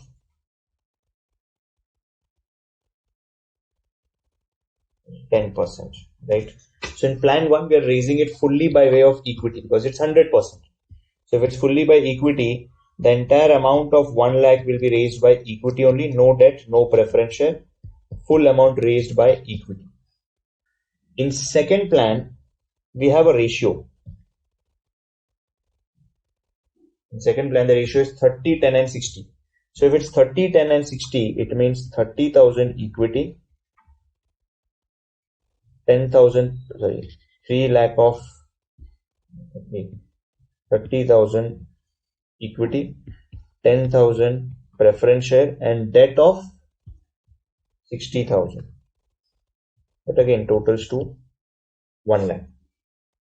Plan 3 is 50, 20, 30, which is 50,000, 20,000, 30,000, totaling up to 1 lakh. Now we know the financial break-even formula, which is interest plus preference dividend upon 1 minus T. Right? Interest plus preference dividend divided by 1 minus T. So I need to first compute what is the amount of interest over here, what is the amount of preference dividend, and also talking about financial break-even point, which is interest plus preference dividend divided by 1 minus T. Over here there is no interest, no preference dividend. In the second plan we have 11% of 10,000 as interest, which is 1,100, and 10% of debentures, which is 6,000. In the second case it's 2,200 and 3,000 because that's 20,000 into 11 and 30,000 into 10. Right, so we got these numbers. Now financial break-even point, over here it is 0.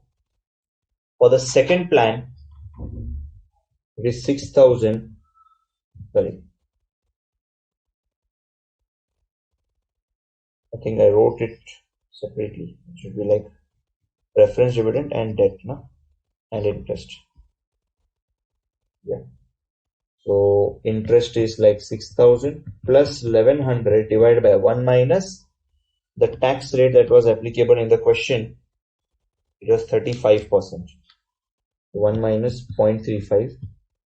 Here it is 3,000 plus 2,200 divided by 1 minus 0.35. So on solving this, we can say 1100 divided by 0.65 plus 6,000. It is 7692. Then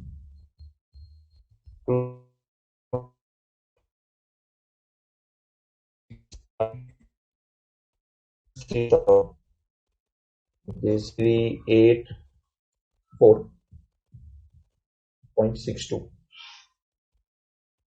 Okay.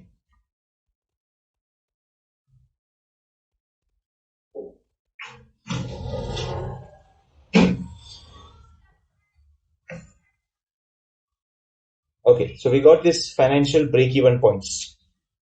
Now looking at this financial break-even points, can you tell me which of the plans is having a greater risk and which is having a higher risk, which is having a lower risk? Which plan is having a higher risk and which one is having a greater risk? Lower and greater, which one is having? Like here there is a financial break-even point of 0. It means even if to earn positive, or if I ask you EBIT required for positive net profit for equity shareholders, can I say greater than 0? If your EBIT is greater than 0 in plan 1, your net profit for equity share will be definitely greater than 0 because there is no preference dividend, no interest. Whereas in case of plan 2, you need to earn at least 7692.31 And in case of plan 3, it should be 6384.62. That should be greater than 6384.62. So which of the plans is more risky? So this is the least risky one. That is what I understand. If it is greater than 0, it means it is the least risky one.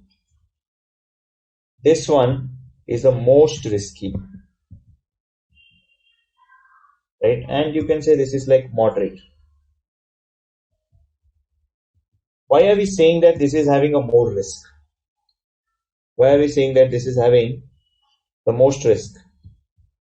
Because we understand that we need to earn at least this much. I need to earn at least 7,700 somewhat, approximate 7,700 I need to earn. At least 7,700 I should be earning, or my EBIT should be at least 7,700. Then only I'll be able to make some profits for my net profit, for my equity shareholders. Otherwise, my equity shareholders will be in the negative zone. They will be making losses. So to make my equity shareholders positive returns, I should be having a minimum EBIT of 7692.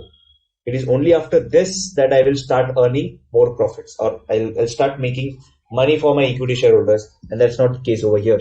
Over here, it's a moderate risk, and here, whatever be your EBIT, even a small EBIT will contribute to net profit for equity shareholders.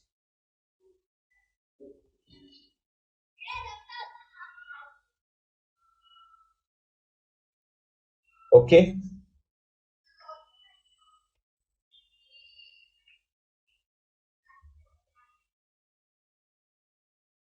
Fine, guys. So that's how we decide which of the plans is more risky. Now, the another part, assume EBIT level of, it's just the same thing. I mean, you have to just write down the EBIT level and come up to the net profit for equity shareholders. So that's the very easy part. I'm not touching upon that. Now, let me go for the next concept, which is about the indifference point, financial indifference point. Again, in economics, or I think in costing, you might have learned something called as indifference point also. Can you recollect what was that indifference point? What was the indifference point?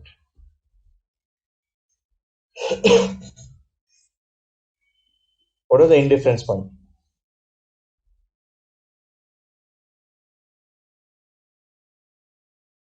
Can you recollect what was financial indifference point? It was the point actually, you had two sort of plans, and those two plans are just equivalent to each other. Something of that sort. If you don't remember, that doesn't matter. We're just coming to this point.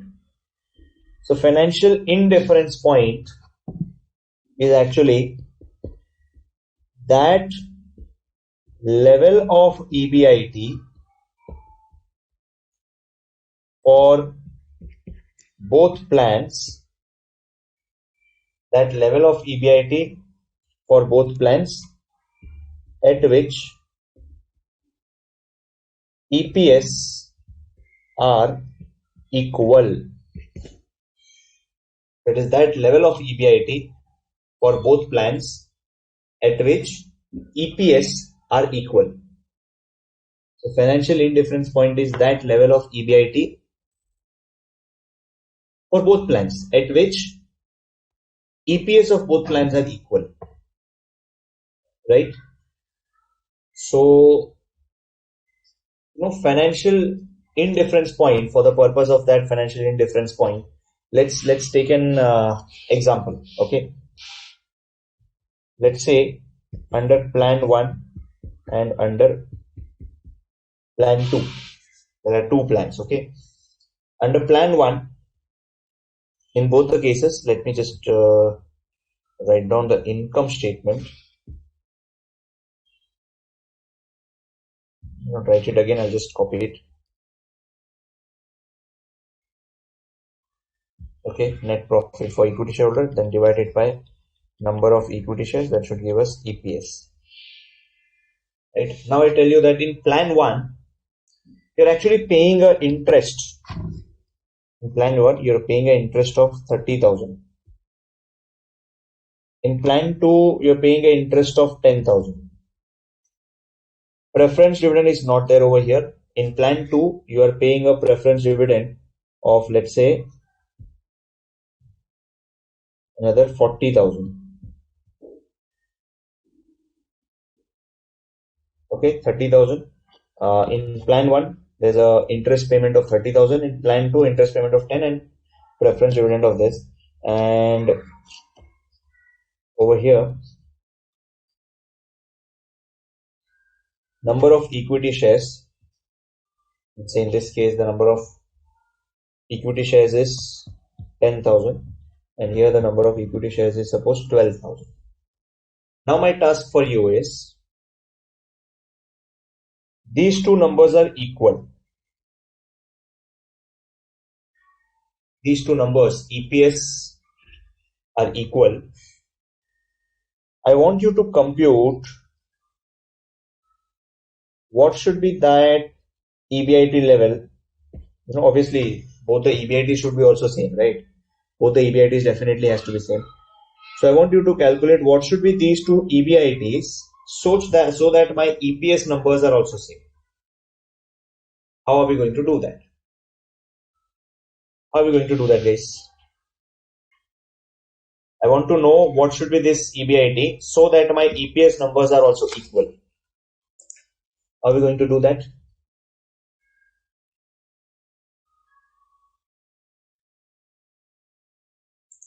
Yeah. So, we are very much, what we can say, obsessed with one term that's called as X. Yeah, don't take it other way. I'm talking of X in mathematics. Right? Otherwise, someone from the audience may just start, thinking about something else. Tears may be rolling out of eyes. Okay, that Kabir Singh song then playing in the background. Right? I'm not talking of that X. I'm just talking of the mathematical X. So let us take EBIT to be X, because anyways both the EBITs are supposed to be X. Now don't say, sir, these two should be Y. Nonsense. We are not trying to find out X and Y. Okay, we are just trying to find out what is the EBIT such that these two should be equal. So let us just drill it down and try to come up to this level, and then later on we'll equate and just verify it. So suppose if EBIT is X, after payment of interest, definitely, sir, we are left with like X minus 30,000. Right, over here we are left with X minus 10,000. Tax rate, let us assume it to be like 50%. Let's assume it to be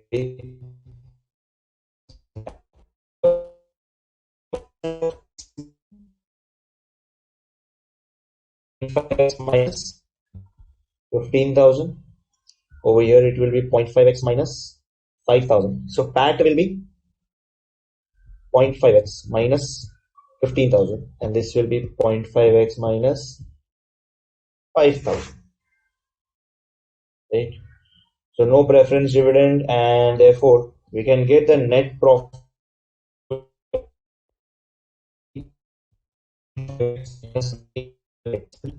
but over here it will be 0.5x minus 45,000. So sir, what about the EPS numbers? How are my EPS numbers going to look? The EPS numbers are definitely 0.5x minus 15,000 divided by 10,000. That's equal to 0.5x minus 45,000 divided by 12,000. Can we equate these two and get the value of X? Can we equate these and get the value of X? Right? So let's try to equate both of them and see if we can get the value of X over here. So since we are equating, this should get cancelled, and we should have like 0.5x minus 15,000 into 12 is equal to 0.5x minus 45,000 into 10. So it's like 12 into 0.5, which is 6x minus 12 into 15,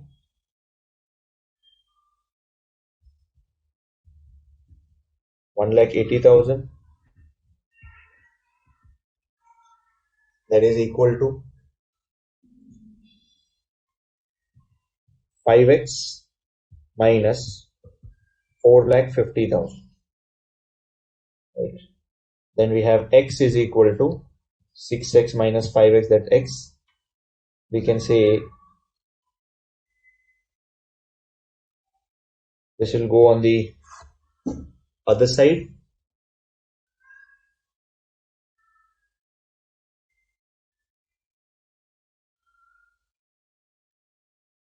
Right, so it's like, one second, I think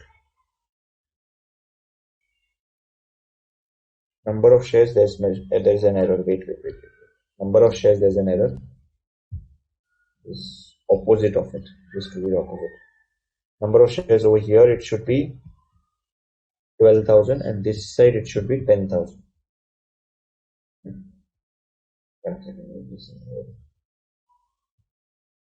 So this is divided by 12,000. This is divided by 10,000. Now we can cancel out like from this side, then multiply itself. So 10 into 0.5x minus 15,000 is equal to 12 into 0.5x minus 45,000. So that's 5x minus 1,50,000 is equal to 6x minus 12 into 45,000. 5,40,000. So here we have 5x minus 6x is equal to 5,40,000 negative plus 1,50,000. So minus x, we get it as 5,40,000, which is 5,40,000 minus 1,50,000. That's 3,90,000. In fact, the value of x itself is 3,90,000. So what is this x? This x is the indifference point. This x is the indifference point. So what do you mean by indifference point?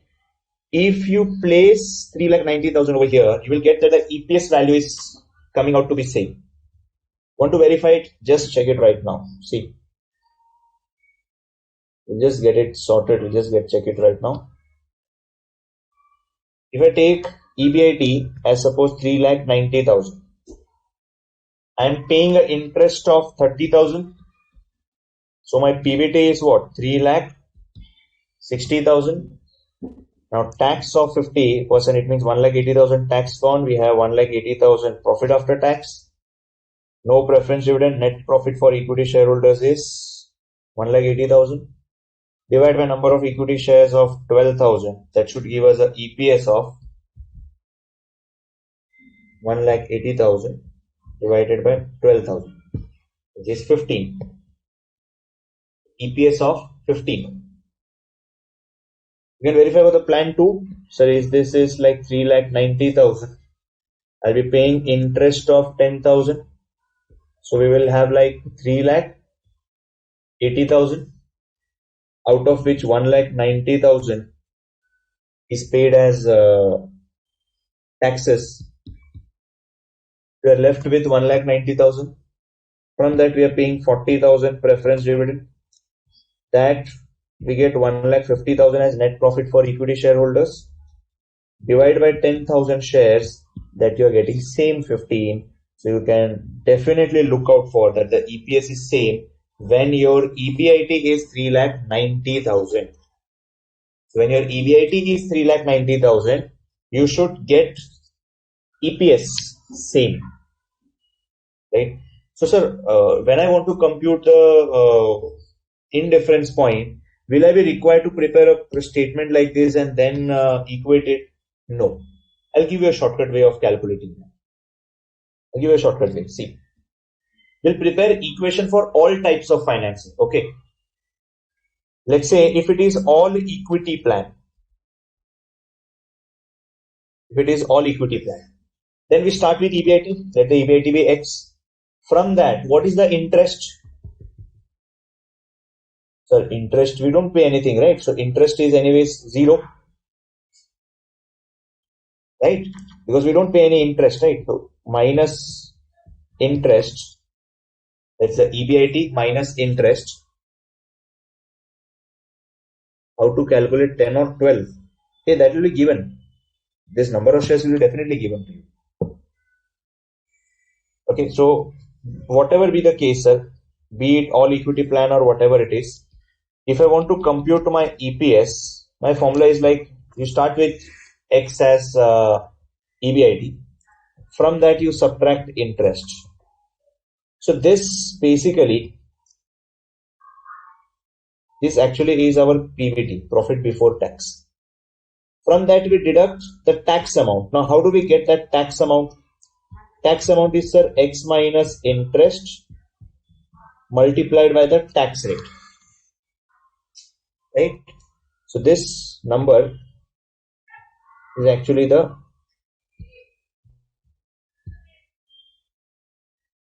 tax amount. So from PBT we subtracted the tax amount. So this whole is profit after tax. This whole is profit after tax. From that, can I say we subtract the preference dividend and then we divide it by number of equity shares.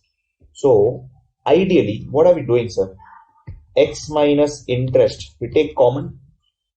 X minus interest is common. If you take common, inside you have 1 minus T minus preference dividend upon number of equity shares. This is the EPS formula which you should remember. Very easy. Just remember this formula. Your method of calculating or way of calculating indifference point is going to be very simple. It's going to be really very, very simple.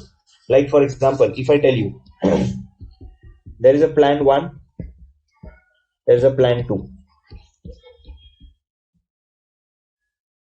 In plan 1, there is a interest payment of 50,000. There is no preference dividend. In plan 2, there is an interest payment of 40,000 and you pay a preference dividend of 1 lakh. And I also tell you number of equity shares. So in plan 1, the number of equity shares is suppose 5,000.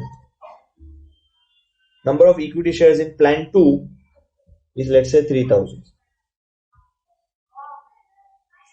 Okay, so now after I have created these plans, plan 1 with interest, preference dividend and number of equity shares, you sir just compute what is EPS of plan 1. What is EPS of plan 1? So it should be X minus interest of 50,000 into 1 minus 0.3. Let's take it as 0.3 as a tax rate, minus no preference dividend divided by number of shares of 5,000, right? And then we say EPS of plan 2. What will be the EPS of plan 2? So EPS of plan 2 will be X minus 40,000, 1 minus 0.3 minus preference dividend of 1 lakh. This whole divided by, this whole is divided by 3,000. Whole is divided by the number of equity shares of 3,000. I can refine this and state that this is X minus 50,000 into 0.7 upon 5,000. That's equal to X minus 40,000 into 0.7 minus 1 lakh divided by 3,000. Now this is a normal equation. Now this is the normal equation, right? Can we solve this equation and get the value of X? Yes, definitely we can solve this and get the value of X. So let's solve this. So we have got this cancelled. then it is 3x minus, or I can say x minus 50,000 into 0.7 into 3 should be equal to x minus 40,000 into 0.7 minus 1 lakh into 5. So that is 3x minus 1 lakh 50,000. 3x minus 1 lakh 50,000. In fact, let's do one thing. Let's combine it. 0.7 into 3. What is 0.7 into 3? Is 2.1. So 2.1x minus 50,000 into 2.1. It should be 1,05,000. That should be equal to x minus 40,000 into 3.5 minus 5 lakh. Then I can further simplify this as a 3.5x minus 40,000 into 3.5. 1,40,000 minus 5 lakh. Now what we can do is we can just take all the x values on one side and rest constants on the other side. 2.1x minus 3.5x is equal to minus 1,40,000 minus 5 lakh plus 1,05,000. This is minus 1.4x.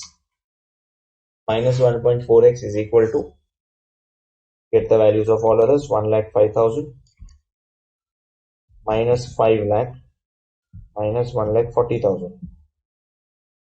That's 5,35,000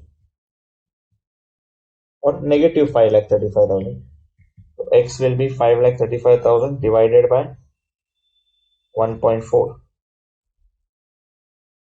That should be 3,82,143. And what is this x? This x is the financial indifference point. So what is that indifference point? If you take this EBIT,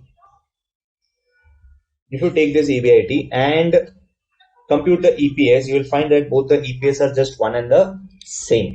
You will find the EPS of both the plans are one and the same.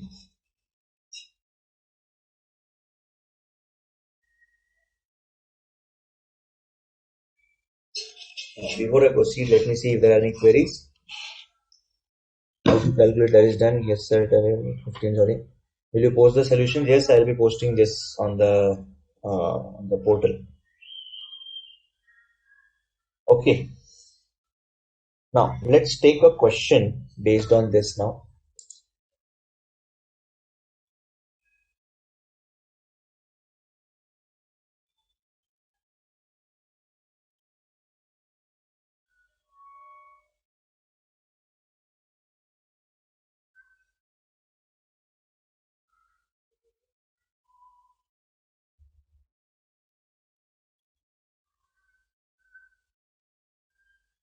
Yeah, we'll do this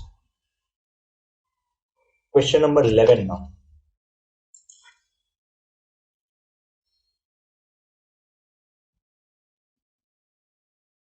Question number 11. The key information pertaining to proposed new financing plans of Hypothetical Limited are given below.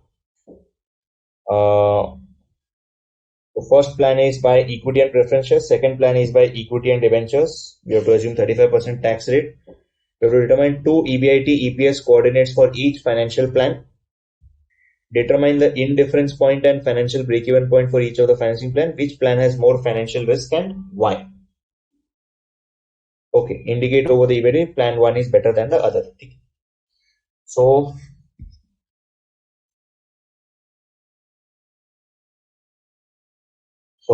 plan 1 and plan 2. So it will be like equity share capital of 15 lakh, preference share capital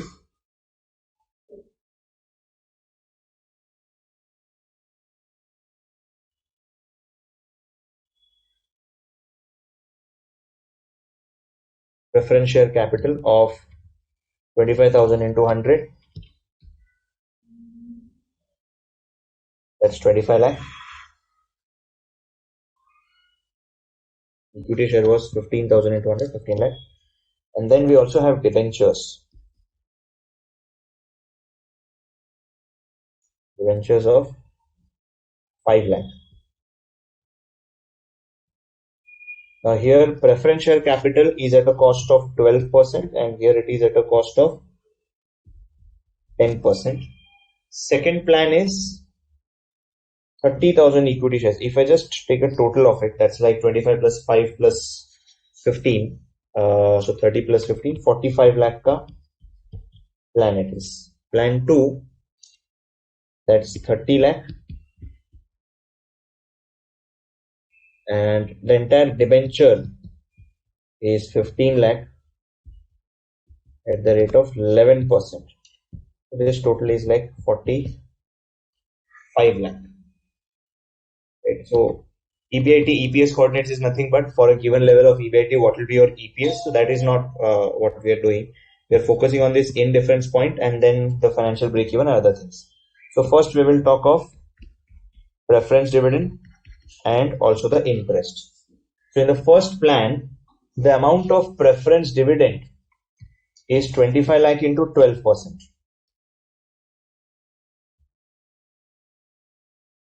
25 lakh into 12%, which is 3 lakh.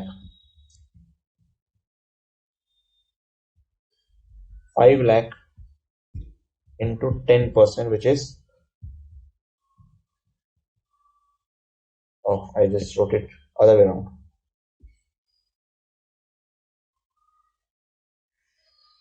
Interest is 50,000, preference dividend is this. And then in this case, in the second case, there is no,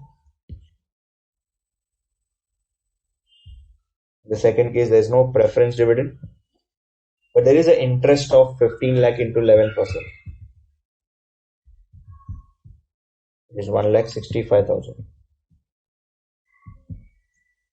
Okay.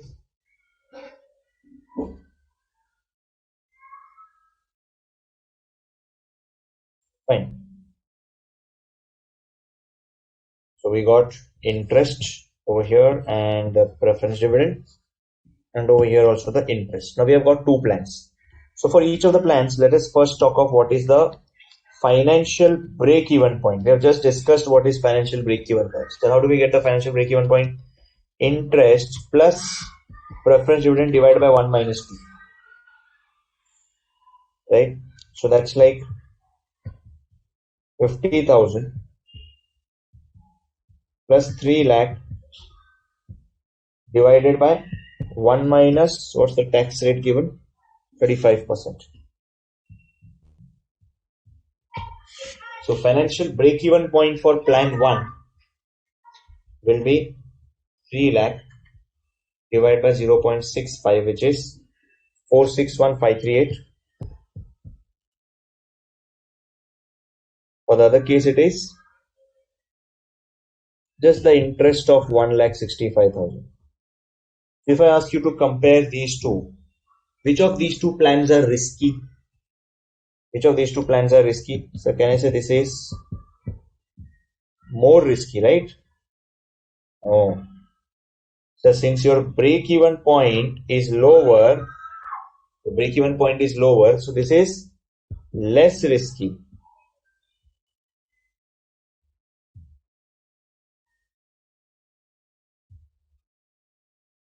This is what we say less risky, and this plan is actually more risky. Right? Now we'll talk of getting the indifference point between these two. To get the indifference point, we use the EPS formula. So EPS in plan 1 will be like X minus interest of 50,000 into 0.65 minus a preference dividend of 3 lakh divided by number of shares is how much? It's 15 lakh, right? 15 lakh, so number of shares is like 15,000 divided by 15,000. That should be equal to, what will be the EPS for the second plan? It will be X minus just 1,65,000 as adjusted by the tax rate divided by number of shares, which is 30,000. So we can definitely solve it further by taking it as, dividing it by 2.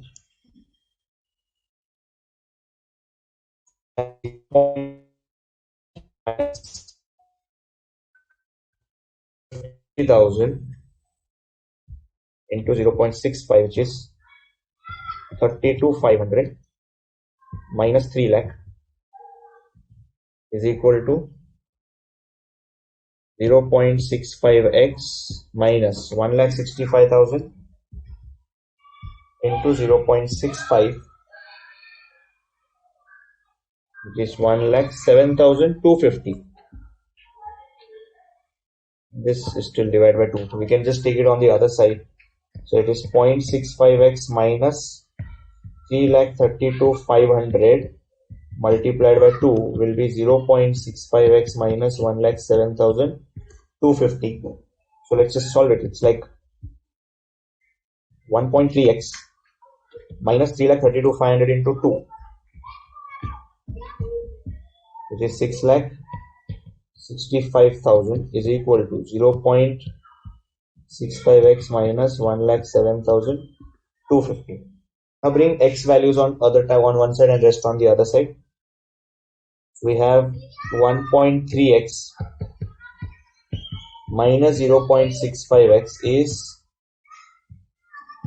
665,000 minus 1,07,250 minus 1,07,250 is 557.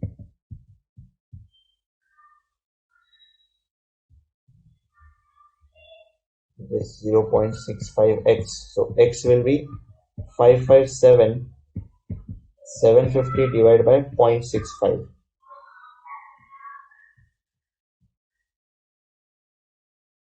65,000 minus 1,07,250 557 divided by 0.65, which is 8,58,000. X is 8,58,076. This is our indifference point. Plan 1, why first is more risky? Because it has a greater break-even point. Only if your EBIT is more than this, then only you will start making profits. Otherwise, you will be in the loss zone. So now we have got this indifference point of 8,58,076. I'll just do the final thing for this to understand. This is our EBIT level. Okay. There are two plans basically. Plan 1 and plan 2 maybe.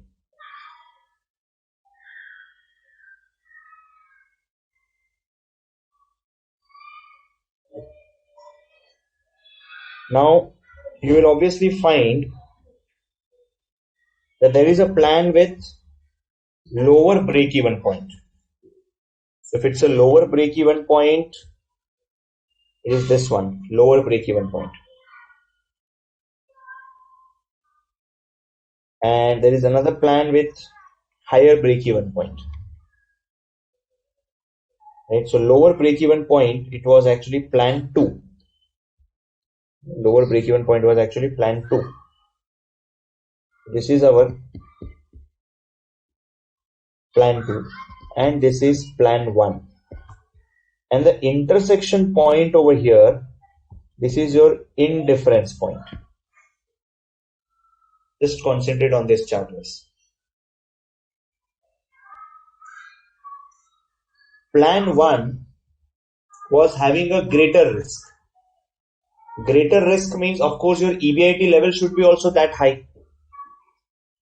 So if your EBIT level is above this, it's beyond this indifference point, then plan 1 is better. So in this region, you'll say plan 1 is better. Whereas in the lower side, you will say plan 2 is better. Why? Because plan 2 is above plan 1. So the nutshell, we can say, right? Nutshell is, if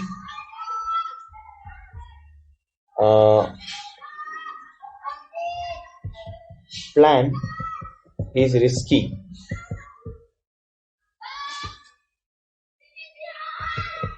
and if plan, or I can say less risky and more risky, plan is less risky and plan is more risky. If a plan is less risky, as we got over here from our plan 2 was less risky, right? Plan 2 was less risky.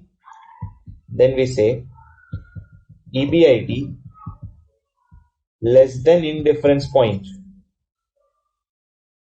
is suitable.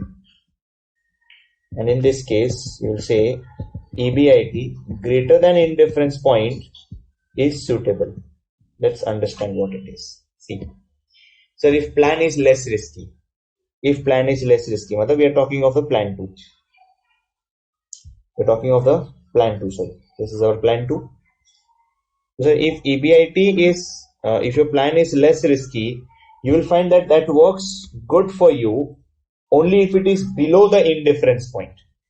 Once it goes beyond the indifference point, you find that plan 1 is better, sir. Right? So you find that plan 1 is better as compared to plan 2 in this region when you are above the indifference point. When you are below the indifference point, you'll find plan 2 is better, right? Because plan 2 is on the upper side. If your plan is less risky, when is that plan going to be suitable for you? When your indifference point, when your EBIT level is less than the indifference point.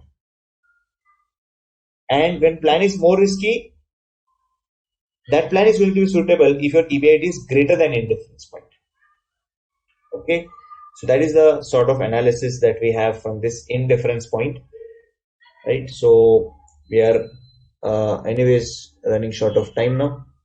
We will take up the theory part of this capital structure in the next session, guys. Okay, I'll be uploading these files on the portal. Need not worry. Okay, so let's just stop here for the day, guys. See you in the next class. Bye bye and take care.